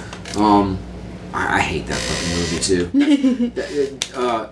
Prisoner of Azkaban and Half-Blood Prince were always my two favorites. And then the more I would read them, Deathly Hallows crept up to be in that top tier with them. And I was severely disappointed in the Prisoner of Azkaban movie. Mm-hmm. It's not bad, but they just leave out some of the backstory. Yeah. And it hurts it. Yeah. And then Half-Blood Prince, I think it's just a fucking travesty, which we talked about, I'm sure, at length. Probably. In the commentary for that. And like I said, I think they did this one pretty damn well. The second one, not so much, but I have no desire to go back and rewatch Half-Blood Prince unless I'm just feeling masochistic. Real quick, we had a couple of close-ups of Hermione, aka Emma Watson. No, the flames that Hermione makes are fucking blue. They are not red. I remember that. Just But can I? Because they are in the book. Yeah. That's Well, why are they blue in the book? Who knows? Because that's how the fucking creator made them. So why not make them that way in the movie? Why not make them like lavender? For whatever reason she chose blue. We don't He know. loves Hermione. You don't want him to be with Lavender? It's been awkward, bro. Exactly. Anyway, so have you seen the live-action Beauty and the Beast? No. No, and I don't. I haven't even seen the animated Beauty and the Beast. You know, I just watched the that for the Beauty first and the time a Beast couple themes. months ago. Anyway, no, we should watch the live-action. I've watched Lumiere. I've watched the Nostalgia Critic review of the live-action Beauty and the Beast. Lumiere is in it. Does a review of it? The Nostalgia Critic? Yeah, he doesn't like it. Yeah. He doesn't like any of the live-action remakes. Yeah, that's what I was getting to. I was gonna say I'd really like if you could watch it. If y'all could watch it, maybe we could make it an episode. But anyway, I was gonna say that because a lot of people are hating the live-action remakes, and people say it kind of starts with that one. But I don't understand it because I personally loved that remake. Absolutely adored it. I prefer it almost. I have not seen. No. Well, I've seen Tim Burton's Alice in Wonderland. I never saw the second one. Have I seen it? We saw Dumbo, didn't we? Yes. Maybe. Pretty sure we saw Dumbo. I think we watched it. So I've seen a couple of the live action remakes. Never saw Cinderella or Maleficent. I haven't seen a lot of them, but the ones I've seen, I don't have an issue with. I mean, look. Maleficent is a bit more. It's all. It's a little more. It's all subjective too, and just in his opinion, they're unnecessary and not good compared to the others. Yeah, the pickles unnecessary cash grabs. They're awfully successful cash grabs. Yeah, hold up. I just want to say something. Yeah. So I saw a video. I'm saying there is an audience for them. So yes. What if we took this thing we made and did it again? Look, all movies are unnecessary. True. As far as that goes. You don't need them to live, but obviously there's enough people who wanted it. Yeah. So on that level, I don't think it's unnecessary. But real quick, I just wanted to say, I saw a video that actually points out that these remakes are nothing new for Disney. It's not necessarily cash grabs. Like, Disney's been doing this forever. It's not like the stories they're telling, or even their original stories. I mean, that's true. Yeah. But that Disney actually made remakes of various films of theirs over the years, live action remakes, and some of the characters that we know and like the most recognizable films are their live actions, even though those were remakes. But I should say what I wanted to say in the Nostalgia Critics review of The Lion King. Yeah. And let me preface by saying we don't talk about the live action Lion King. It's not even live action. Wait, exactly. Let me preface by saying I love Nostalgia Critics. One of my favorite YouTube series. I love Doug. I love the production. I love just about everything Shannon Lawson does. So I'm not hating on them at all. But it's really funny. He points to one specific scene in the animated film and talks about how great it is, and said, "Let's look at the live action movie. See how terrible that was? It's the exact same fucking scene. There's no fucking difference between them except We're one is doing more reason why do we even except need one is CGI and one is not. It's just like It's just funny. Your critique is they did this so well in the original and so terrible in the new one, and it's exactly the fucking same. Yeah, but okay, I just do have one thing to add. So here's the thing. I don't understand the hate on most of the remakes and whatnot. However, I will get behind all the hate on the live action Lion King, because it's literally not live action. They didn't use anything live. It was all CGI'd, meaning it's just animation all over again. Just a different style of animation. Yes. But it's not necessarily a problem with the existence of it. They're drinking an infusion of Gertie roots there, which everybody finds disgusting except Xenophilius. Nice. At least in the books. I mean, yeah, it's probably fine. It's a different style. I think the original style probably looks better for it, just because Disney. But I hate the description, the marketing that it's not live action. It should not be considered a live action remake. It's a remake, just not live action. Here's my thing, though. Those movies made a shit ton of money. Obviously, there's an audience for them. Yeah. So Hello. Why even bother hating on them? Exactly. Like, if you don't like them, that's fine. If you like the originals better, that's fine. It's not like the existence of the remakes tarnishes the original at all. Exactly. It's like, I hate these fucking movie adaptions, but it doesn't tarnish the books whatsoever. I still love the books to death, and it doesn't make them bad. It makes me a little disappointed because I wish I had a visual representation of these movies, of these books that I love so much, but it ain't like it changed them. And I mean, you still have a fucking movie version of them, you just don't have a, quote, live action, unquote, or a CGI version or a more modern take that you like, if you happen to not like the new one. So I don't understand the hate for them. If you don't like it, that's fine. You didn't lose anything. Just saying, Harry Potter and Lord of the Rings and stuff, they should start making, like, anime versions. I feel like you do more. I feel as though there's probably numerous anime. I just want to say, look, production-wise, the Lord of the Rings movies are fantastic. Beautiful. Yeah. The effects, the size of the battles. The Lord of the Rings ones are great. Only the size of the characters, The Lord of the too. Rings one. Oh, they look. Lord of the Rings are They're great. So it's not an issue. Can you critique? Stop. Hold on. So it's not an issue of like they couldn't pull it off live action with CGI. It's just I don't like the change they made to the story and the characterizations within it. But the actual production was fine, so you could have easily done it live action. They just made choices that I disagree with. Yeah. The Harry Potter movies, especially these later ones, I do feel like they skimped out a little bit. Like, I look at Lord of the Rings movies and see how massive they are, and think about, like, why didn't we get Dumbledore's funeral at the end of Harry Potter and the Half-Blood Prince? Why didn't we get a really good version of the Battle of Hogwarts? Because Return of the King was 4 hours. They took. Like, But I'm talking about the scale of a particular scene. It seems like, oh well, we blew our budget on other shit, so we couldn't do it here. But I look at how massive those Lord of the Rings movies are, and I feel like they couldn't pull that off here. We couldn't get a really good version of the Battle of Hogwarts. We couldn't get the house elves and the centaurs and the family members like Charlie Weasley and Slughorn coming back. I feel like they could have done it. They just chose to do it a different way, and I disagree with their choices. But I don't feel like... And I'm with you that they probably could have done even better in animation, but I like a live-action movie, even if it's mixed with computer animation and computer-generated effects. I like the look of this scene also, by the way. Yeah, I actually do like I also this. really like the level of this in like Harry Potter. I hate this love in Lego Harry Potter because you can't do anything in it except exactly what your designs do. It looks fine, but... Okay, I want to point out that it also makes me think of, I have no idea why, but the sand stories that they do on that Sprout segment. Do you remember that when she'd make the stories in the sand? Damn. There's an issue, and I wasn't paying enough attention to the closed captioning. Yeah. But in the visual description, or in the visual presentation, Death cuts a piece of his cloak off to make the invisibility of the cloak. Yeah. In the story, he takes his cloak off and gives it to the third brother. It's not a piece of his cloak, it's his actual cloak. Nice. And I love the story. I love the allegory of the tale of the three brothers. I think it's fantastic. Me too. Real quick, I just want to say, going back to some of that animated live action stuff, there's one thing that I'd like to point out, and maybe we can talk about this more on another episode. But I do want to point out that I can get behind one complaint I've heard of the live action Beauty and the Beast, and that's because Emma Watson was going on saying that she was working with the costume designers and things like that because she refused to wear any sort of corset. It's supposed to be like this female empowerment kind of move by her. But people have pointed out... Emma Watson really needed a fucking corset. Supposedly it's because, Disney princess styles, but people have pointed out that she would not, or shouldn't have been, wearing a corset if it was supposed to be true to the fashion of the era. Because at the time, I don't remember what it's called. I do like the historic fashion, but I don't remember the term for it. It was something similar to a corset, but not a corset, and it was actually designed to help hold the weight of the skirts of the dresses that they would have worn then. Those big, like, domed skirts. They used to, those dresses that just... I'm about to show you one of these. But yeah, so it was a top piece similar to a corset, but it was designed to hold up the skirts because in the 1700s... I mean, yeah. But you'd have to be really into this. Well, no, it's not an attack on the movie at all. I'm just saying it's not authentic. I mean, the whole story of a beast and a rose. He's gonna die if it runs out. All that's super realistic. No, I'm saying they fucked it up by not having a period correct dress. I can get behind the slight annoyance of this whole corset argument thing, just because it wasn't even supposed to be a corset. But because in the 1700s, the common dress, I'm showing y'all a picture, maybe we can share this on Twitter, it was wider the hips the better, and to the point that some of the dresses literally just looked like a table. Yeah, they have a box. It was very wide. Shelves.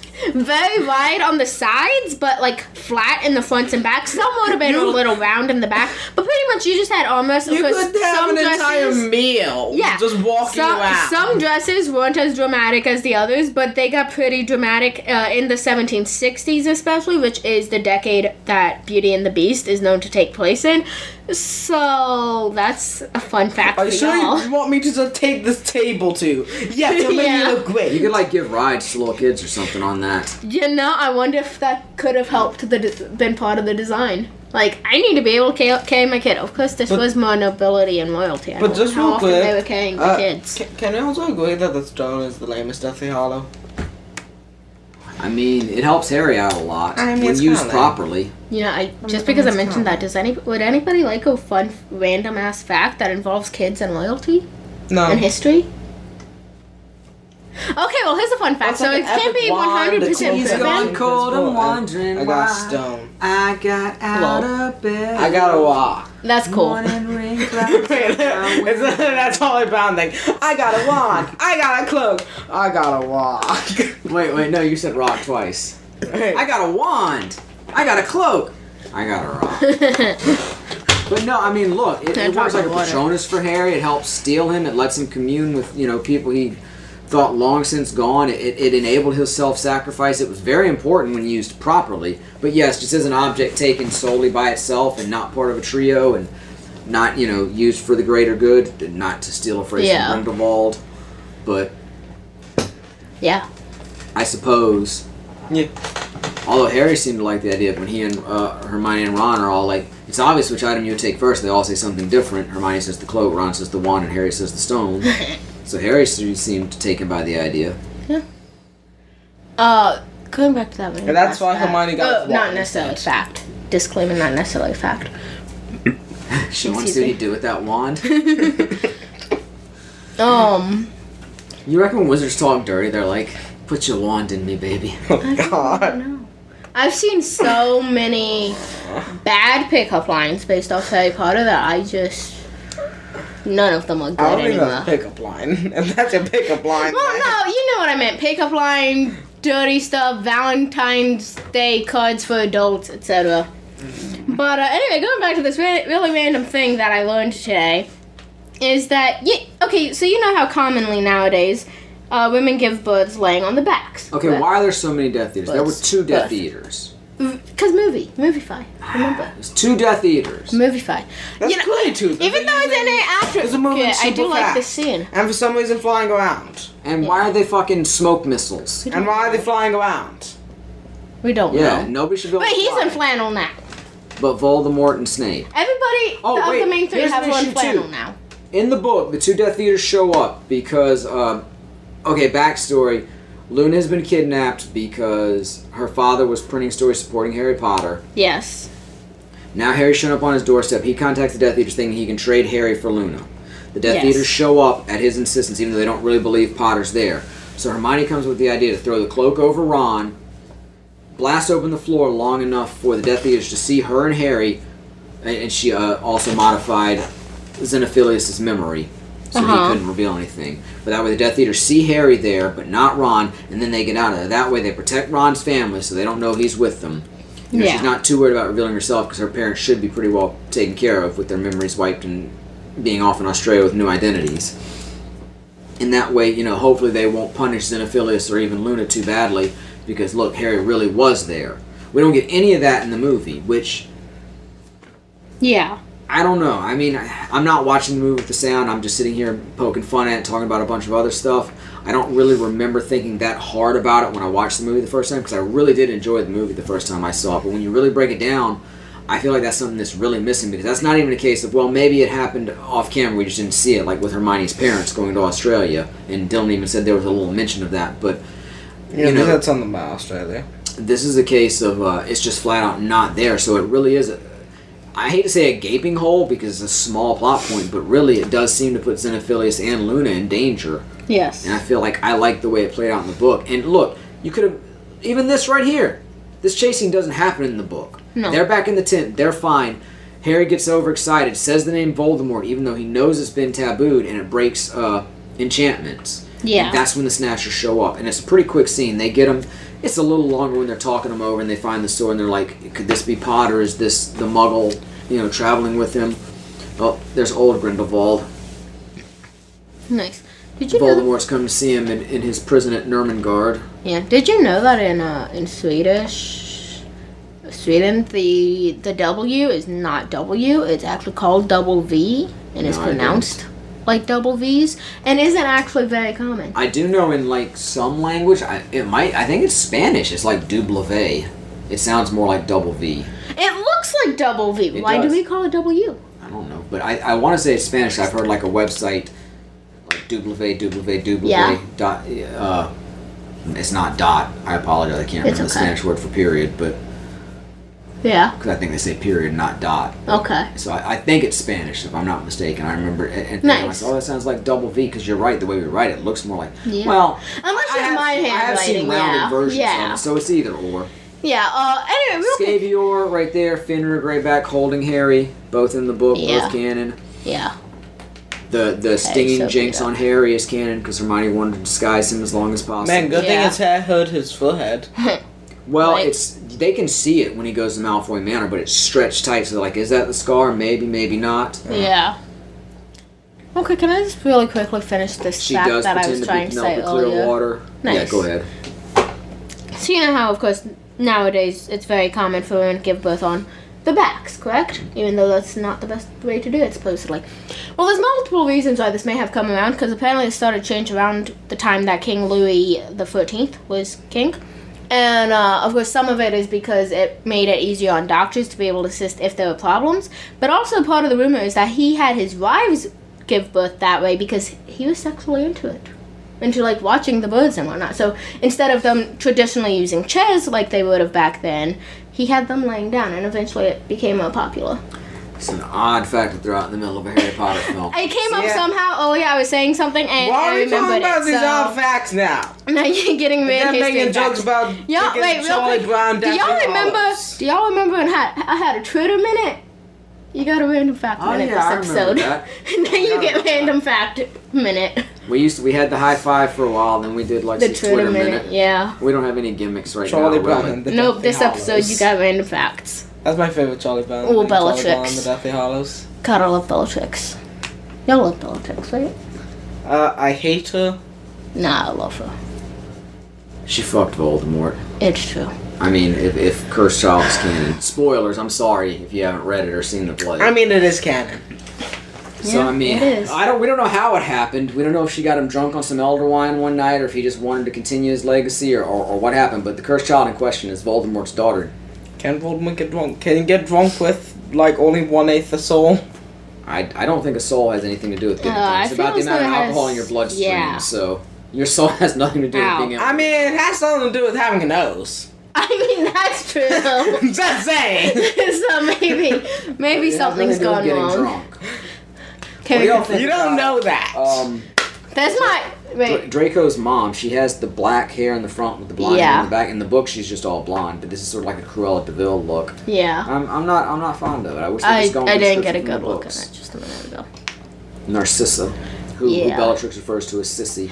I just want to say one thing. Bellatrix Bella. There's my apparently TikTok boyfriend, but that's also a weird statement to make because the actor is actually on TikTok. There's an entire side of TikTok for him. He's pretty good as Draco. Oh hell yeah! It's. I don't know that he's great. I love Draco. But he's certainly not bad. He's sort of one of those in the middle. Right. Tom Felton as Draco. He's pretty damn good. He would lean toward really good. Maybe he'd be upper middle, Uh-huh. Not on the high end of casting like Helena Bonham Carter as Bellatrix. She's definitely on the high end of casting. Stop. Well, because mine now, this is pretty neat. I just want to point out that like all the characters that I've said, oh hell yeah, they're so cool. Like my favorite characters, kind of, except for one. Yeah, they're all villains. Although also, Draco's not completely. Yeah, that's what I was gonna say. Rival, Slytherin. but throughout the years, I mean, he sort of is not. Yeah.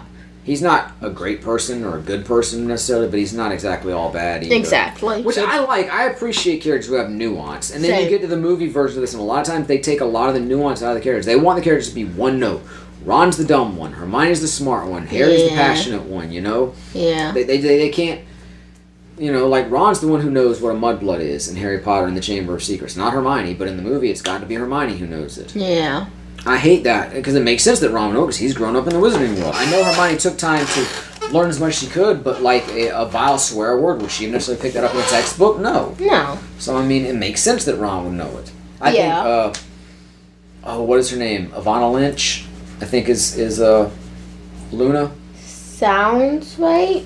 I apologize if that's not exactly right, but she's pretty damn good casting too. She plays a character in another movie. And I hear she's a big fan of the books as well. I remember reading that she was wondering why they didn't do Dumbledore's funeral in the 6th movie. She even offered to give back some of her salary to pay for it. Yeah, Ivana Lynch. But I'm with her. You guys have never seen the movie Big Fish, but it's a movie where a character's father is dying and he tells them all these fantastic stories about his life and the characters he's met, and they only believe so many of them, but then at the end when his father dies and they have his funeral, all these fantastic characters show up. Yeah. That's what Dumbledore's funeral would have been like, all these fantastic characters showing back up. It would have been so great, and it should have visual representation. It's made for a movie, and they chose not to do it, and it is what it is. Obviously, they had the money, they had the studio's ear, they had the power to do it, so whatever, but... Yeah. But yeah, I was just trying to point out that, I should have made time for it. Bellatrix, Draco, Snape, those were some of my big characters. All of them Slytherin. And, but the exception was Sirius. The Gryffindor out of an entire Slytherin family. Can we go back to that too? Because in Harry Potter and the Sorcerer's Stone, I'm sure because before Hagrid's like, not a witch or wizard who went bad who wasn't in Slytherin.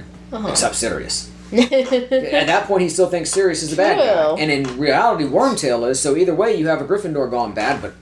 That's not mentioned there. I mean, maybe he's just hyperbolizing, but still. Probably, but yeah.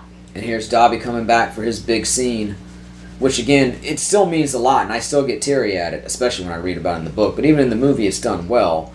But it probably would have meant a little more if we had Dobby in our theatrical lives throughout the other films instead of just one appearance, then forget him. Again, you're paying service to people who know the books, and that's great. But obviously, there are fans of the movies who never read the books, so I feel like you need to give them more. Yeah. So do all the houses have artifacts like the Sword of Gryffindor? Yeah. Well, I mean, there's Slytherin's locket, Hufflepuff's cup, and Ravenclaw's diadem. Yeah. Okay, can we agree that the Sword of Gryffindor is the coolest out of all those? Yeah, I mean, I'd probably rather walk around with the locket. Same. Drinking from your What am I cup. saying? I'd rather walk around with the goddamn sword. Same. You're right. I want all of the above. No. Wait, I maybe not need the Hufflepuffs. I'll take the rest. I will literally walk around wearing the rest. Here we go. This is kind of weird how he has the snitch and it flies up to Harry, but that's whatever. He dies in the book, and it's a very important scene because in the 3rd movie, after Harry saved Wormtail's life, he stopped Lupin and Sirius from killing him, and then he managed to escape, and he's all forlorn about it. And Dumbledore's like, Harry, this is magic at its most deepest, but there may come a day when you are infinitely grateful that you saved Pettigrew's life. Yeah. And that moment comes here because of that artificial hand that Voldemort gave Pettigrew after he cut off his hand to revive Voldemort. Yeah. When Harry's like, Wormtail, you owe me, I saved your life. He hesitates for a second, and then that hand turns on him, and he kills himself with his own hand, because I'm sure that's how Voldemort, made the hand. But that's a huge moment in the books that's just completely overlooked in this, and we never even see Pettigrew again. They knock him out. Yeah. Or Dobby knocks him out, I think. Okay. And then no more Pettigrew. We don't know if he dies or we know he dies in the books, and it's and Harry tries. He's like, no, I didn't want it like this. It's a big time scene, and they just throw it away in this. Definitely. And that's a misstep to me. Again, not movie ruining, but when you add all this stuff up, Just one it of definitely those takes things. away. I was trying to say though, we were talking about the different house things. Nice. And I was saying that I'd take like all but Hufflepuff. Yeah, we were also talking about Hufflepuff's cup. all those old-fashioned dresses. Just one of those dresses. I'll take the Ravenclaw thing. I'll be wearing the locket. I'll have the sword strapped like at my head. And you won't be drinking leg. Hufflepuff's cup. You know what's good? I'm taking Hufflepuff's cup too. This is a pirate princess look.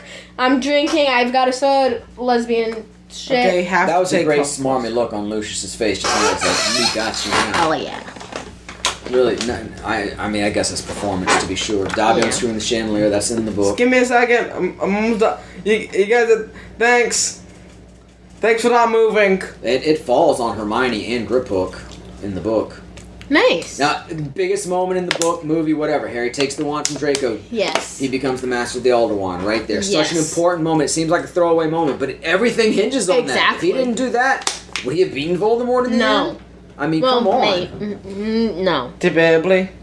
That was such an important moment. The biggest moment in all of the movies, right there. That's it. But, Voldemort taking Harry's blood in the 4th book, was a bigger deal than anybody realized at the time, except Dumbledore. And Harry taking that wand right there, that was it. And we never get a proper explanation in the movie either. We get that exposition in the book, like I'm talking about, when he and Voldemort are circling each other. And I apologize if I say Voldemort. That's what I'm used to saying. I know it's technically supposed to be Voldemort. And there it is, the silver knife. Just saying, that knife traveled across the entire room in the time it took to instantly teleport. Nobody said apparition is instant. It's nearly In instant. the movies, though, we've They're seen not it yard takes rats, a damn minute. it. It's nearly It's not instant. instant transmission. As just saying the Flash rating still hasn't fast. gone Is too this- well in this movie. Is this the saddest moment in Yes. all the Harry Potter Yes. books Yes. and movies? Yes. But just saying, the Flash is faster than apparition. Every He's time faster than instant travel. Yeah. He's faster than instant. every time I read this in the book, I tear up. And I remember when I read this to you guys in homeschool. I remember when I got to that point, Dylan just broke down crying. You know, aren't there healing spells or something? It's like close up the wound. I mean, there are, but you can't bring people back from. I don't know that there are spells to heal mortal wounds. Why'd they only take the knife out? Just Why'd like they with take the Snape, knife they couldn't out? do anything for Snape when Nagini bit him. I think there's there's What? limits. Yeah, Why did they there's take the limitation. knife out? There's no Phoenix Esper. Why did they take the knife out? If I they mean, weren't in- gonna close the in- wound, in the book, they I don't- should wait in- till in the they're about book, to close the wound I to don't. take the I don't knife think out. he took it. I think Dobby was dead before they pulled the knife out. In this, we don't. I'm not 100% Did we sure watch about them that. take it out? Yeah, he just did. Oh, I didn't know. Harry killed Dobby. I saw Dobby and I saw. Don't you dare film theory this shit. I will And I throw you saw out of that this the knife was podcast on the room. ground. I will bodily throw you from this room. You're not gonna film theory this shit. Wait, question. In the book, was he wearing his sweater or his tie? There's like the that? cloud Or was he wearing that? So- What was described to be He was- bloodstained? He was he's got a sweater on. Okay. I'm pretty sure. Well, I don't know. They talk about on it. He's not wearing a fucking pillowcase. He's wearing some free elf clothes. Yeah. But he didn't even try and close the wound or anything. Well, in the book, it's like that. Maybe It's like they're he's too like shocked. in the book, he doesn't have this time for these last words. He's like Harry Potter. Yeah. By the time Harry realizes he's gone. And then Harry's like, Hermione, no, do something. And she's his- like, nah, I'm gonna stand back. No, here's a defense too. It could be the just shock of what just happened. And like I say, look, I'm all about book canon. In the book, there's not time for that. He's gone. Exactly. Like that. By the I time know, he I'm realizes what's saying, going in the on, movies. he grabs him. He's gone. Well, I It's mean, the like- movies can't. What are they going to do? Bring him back to life and just completely change the story? And because could've. to make Yeah, they it could less have done it. time. better. They could have should- made it look just like the fucking book. Yeah, they should have they made it have. more. But Which is my whole Based thing off about what the they movies to begin did. with. how did it in the movies? Harry's like, come on, do Yeah. something. And she's just standing there like, I mean, Yeah, but- Hermione's like in shock at this point from being tortured. She's not Exactly. herself. That's what I'm trying to say is that in defense of the movie, based off of what they did, not based off the books or anything, based off what did happen, no what one we were tried to do watching, anything. no one probably tried to do anything simply because of shock. Obviously, Hermione's in shock. They're all in shock of what just happened before all this. But also, at least some of them are definitely in shock of seeing Dobby and the fact that a I'd knife be was thrown in panicking, and- trying to do something. I fucking love this moment So in the you book think. when Harry's like, I'm gonna dig it myself. And then eventually Ron and Dean come out and help him dig the. Of course, Dean's not even there in the movie. Yeah. But and the fact that this is like when Harry finally really it all comes together to Harry while he's digging Dobby's grave. He realizes what's going on. He finally learns to block Voldemort out. This is such a quintessential moment. This is like Yes. this is when it all comes together, and the future path is Do they indelibly revisit shaped. this later on? What do you mean? Just like later in life, do they ever Oh, I come don't- visit? There's only that 19 years later chapter plus the cursed Yeah. child, so we don't have a whole lot. I always wanted like one more Harry Potter book that wasn't like any set amount of time, but covered like basically the time between the proper end of book 7 and the 19 years later chapter, where we had Yeah. like little vignettes and stuff, and Yeah. different adventures. I thought that would have been cool. He should have seen Dobby when he used the stone. And then really quickly They we can make a get TV show of it, just saying. we get this scene that is very comical in Lego Harry Potter. It looks very inappropriate. It looks like Voldemort wants to give Dumbledore a happy ending as he goes off this Yeah. mortal coil. Yeah. I could have done without this too. remember this. I think we could have ended with Dobby's death and then credits. Yeah, I agree. This could have. Bro, Could have well, popped if we this get into grave, somewhere he else. couldn't just open it. Right. We only had to be a bit of a dick. What is that? Is he gonna kiss him? That's what I was about to say. Look at that! He's just getting even closer. Are we sure Lego did too much? Man, his body is so Lego was well just doing built. what Okay. What's happening? Well, I don't know how quickly bodies decay, but Yeah, I maybe don't know. magic too. True. Yeah. Magic has to be helping. And let's just I say, would Google let's just say how long it takes the for movie bodies to version of the decay, Elder but then- Wand kind of looks like anal beads. I'm just saying. Oh, I will Google how I long feel it like takes that for might have bodies been to decay, intentional. but then I feel like I'd be on a watch list. Your point? As I would Google how long it takes bodies to decay, but then I feel like I'd be on a watch list. It's good. I've already Googled some good shit. Alright, then you Google it for me. I'm not frightening, sure. he's I feel like, we didn't watch it with sound. Yeah. So that changed our perspective a little bit, and obviously we were going off on tangents about other stuff. I feel like maybe Voldemort taking the Elder Wand there was a little rushed too. Like maybe it really even would have made more sense in the second part. Maybe. But I like the way it was set up. I thought, ending with Dobby's death was a good plan. I thought they could have gone even farther and ended with the dragon escape from Gringotts, which would have made this movie a little more condensed, but would have really allowed for an expanded Battle of Hogwarts in the second movie. Yeah. And seeing how they did that, maybe that would have been the better choice. But this is how I said when I heard it was going to be 2 movies, I'm like, that's how I would end it. I'd end with Dobby's death. That's the perfect point. So I do appreciate that. And overall, like I say, I think this is the best of the Harry Potter adaptations. Yeah. Like I said, 1 and 2 are close, but this is my favorite of them. But that doesn't mean I don't have complaints, which I think I pretty much aired during this Probably. episode. Real quick, since Dylan was asking a question, I did go ahead and Google. So, how long does it take for a human body to decay? According to Wikipedia, in a temperate climate, it usually requires 3 weeks to several years for a body to completely decompose into a skeleton, depending on factors such as temperature, humidity, presence of insects, and submergence in a substrate such as water. This is like northern Scotland, so it wouldn't be that warm. But anyway, from 3 weeks to several years to become a So, skeleton. see, it could work. Yeah. All right, well, that was our look back at Lego Harry Potter. That was our look back at Harry Potter and the Deathly Hallows Part 1 on the 10th anniversary of its theatrical release. Yay! Oh my god, 10 years. 10 years ago. I don't think we were in theater. We might have been on opening night. I don't remember for sure. We definitely went to see it in One theaters. of them we tried to go for opening night, I think. But it was sold out. I think that was... May have been part That 2. might have been Part 2. I don't know. Don't remember for sure. But we definitely saw it in the theaters. Yes. We weren't necessarily there. And again, even the 19th might not have been the wide release. That could have just been the big cities. Yeah. Doesn't our movie theater sometimes get it like the night before, technically? I think a lot of movie theaters do. It's not just ours. I meant more, but I meant the release lot date. for us. The release date will be The one we Friday, normally- and they'll be yeah. the Thursday night previews. Yeah. No, I know there's a lot. Question. If the release date I just meant is the next doesn't day ours and it's do it? being showed before, then won't the day before be the release date? Not No, if it's those are preview. considered previews. It's just a technicality.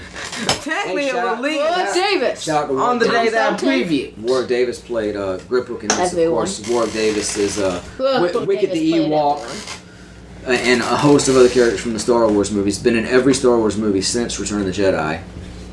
As well But as what a if number we of the got a Harry Potter movie where he movies. really also did plays play he also everyone? plays Flitwick in the Harry Potter movies. But I have a question. And I think he's in the suit for Marvin the Martian in. That's awesome. I think he was number 1. We were talking about the other day our countdown of the Probably, we did a countdown probably. video see our YouTube channel a while back about actors who'd been in multiple fantasy, sci-fi, Yeah. geek-centric type movies. Yeah. I think Warwick was our number 1. Was he in Lord of the Probably. Rings? I don't believe so. Number 0. Wait, that'd be below number. But yeah, wasn't it he was in the suit and Alan Rickman did the voice? Yeah, for Marvin in Hitchhiker's Guide to the Galaxy. But still, what if we got Harry a Potter and the Deathly movie? Hallows, Part 1. What if we got a movie where he really did just play everyone? No, I still want a movie where Robert Downey Jr. plays literally every character, male and female. I think Robert Downey Jr. is kind of a dick, personally. I don't know, for everyone. Which is good for Robert Tony Stark, because Downey Tony Jr. Stark's kind of a dick. And I brought a bunch of food on set. Look, I'm not saying he's a bad guy. He just strikes me as a little Damn, he was even in Solo? stuck up. Isn't necessarily the right word, but just a little Whoa, guys. snobbish, You're talking about the live action a Disney little stuff? uppity. Warwick Davis was apparently in Maleficent. That's cool. Oh, one of the Maleficent. I mean, the one thing I always go back to is the 2019 one. the famous story about Robert Downey Jr. when he was strung out on drugs. The thing that helped get him clean is he went to eat at Burger King and it was so disgusting. He's like, "Why am I doing this?" And that helped him get straight. And I'm like, Do you know how many of your fans who go watch these fucking Iron Man Avengers movies Is it Mania? are going to Burger King after that? It's like, that's kind of a dick thing to say, but maybe it's also being taken out of context. Maybe he didn't mean it that way. And I don't know him personally. He may be a great dude, so I you know, who the fuck am I to say anything about him? I mean, he's good in those movies. I'll say that much. All I can say is that I do not know him. And he was great in fucking, what's it called? Two Girls and a Guy?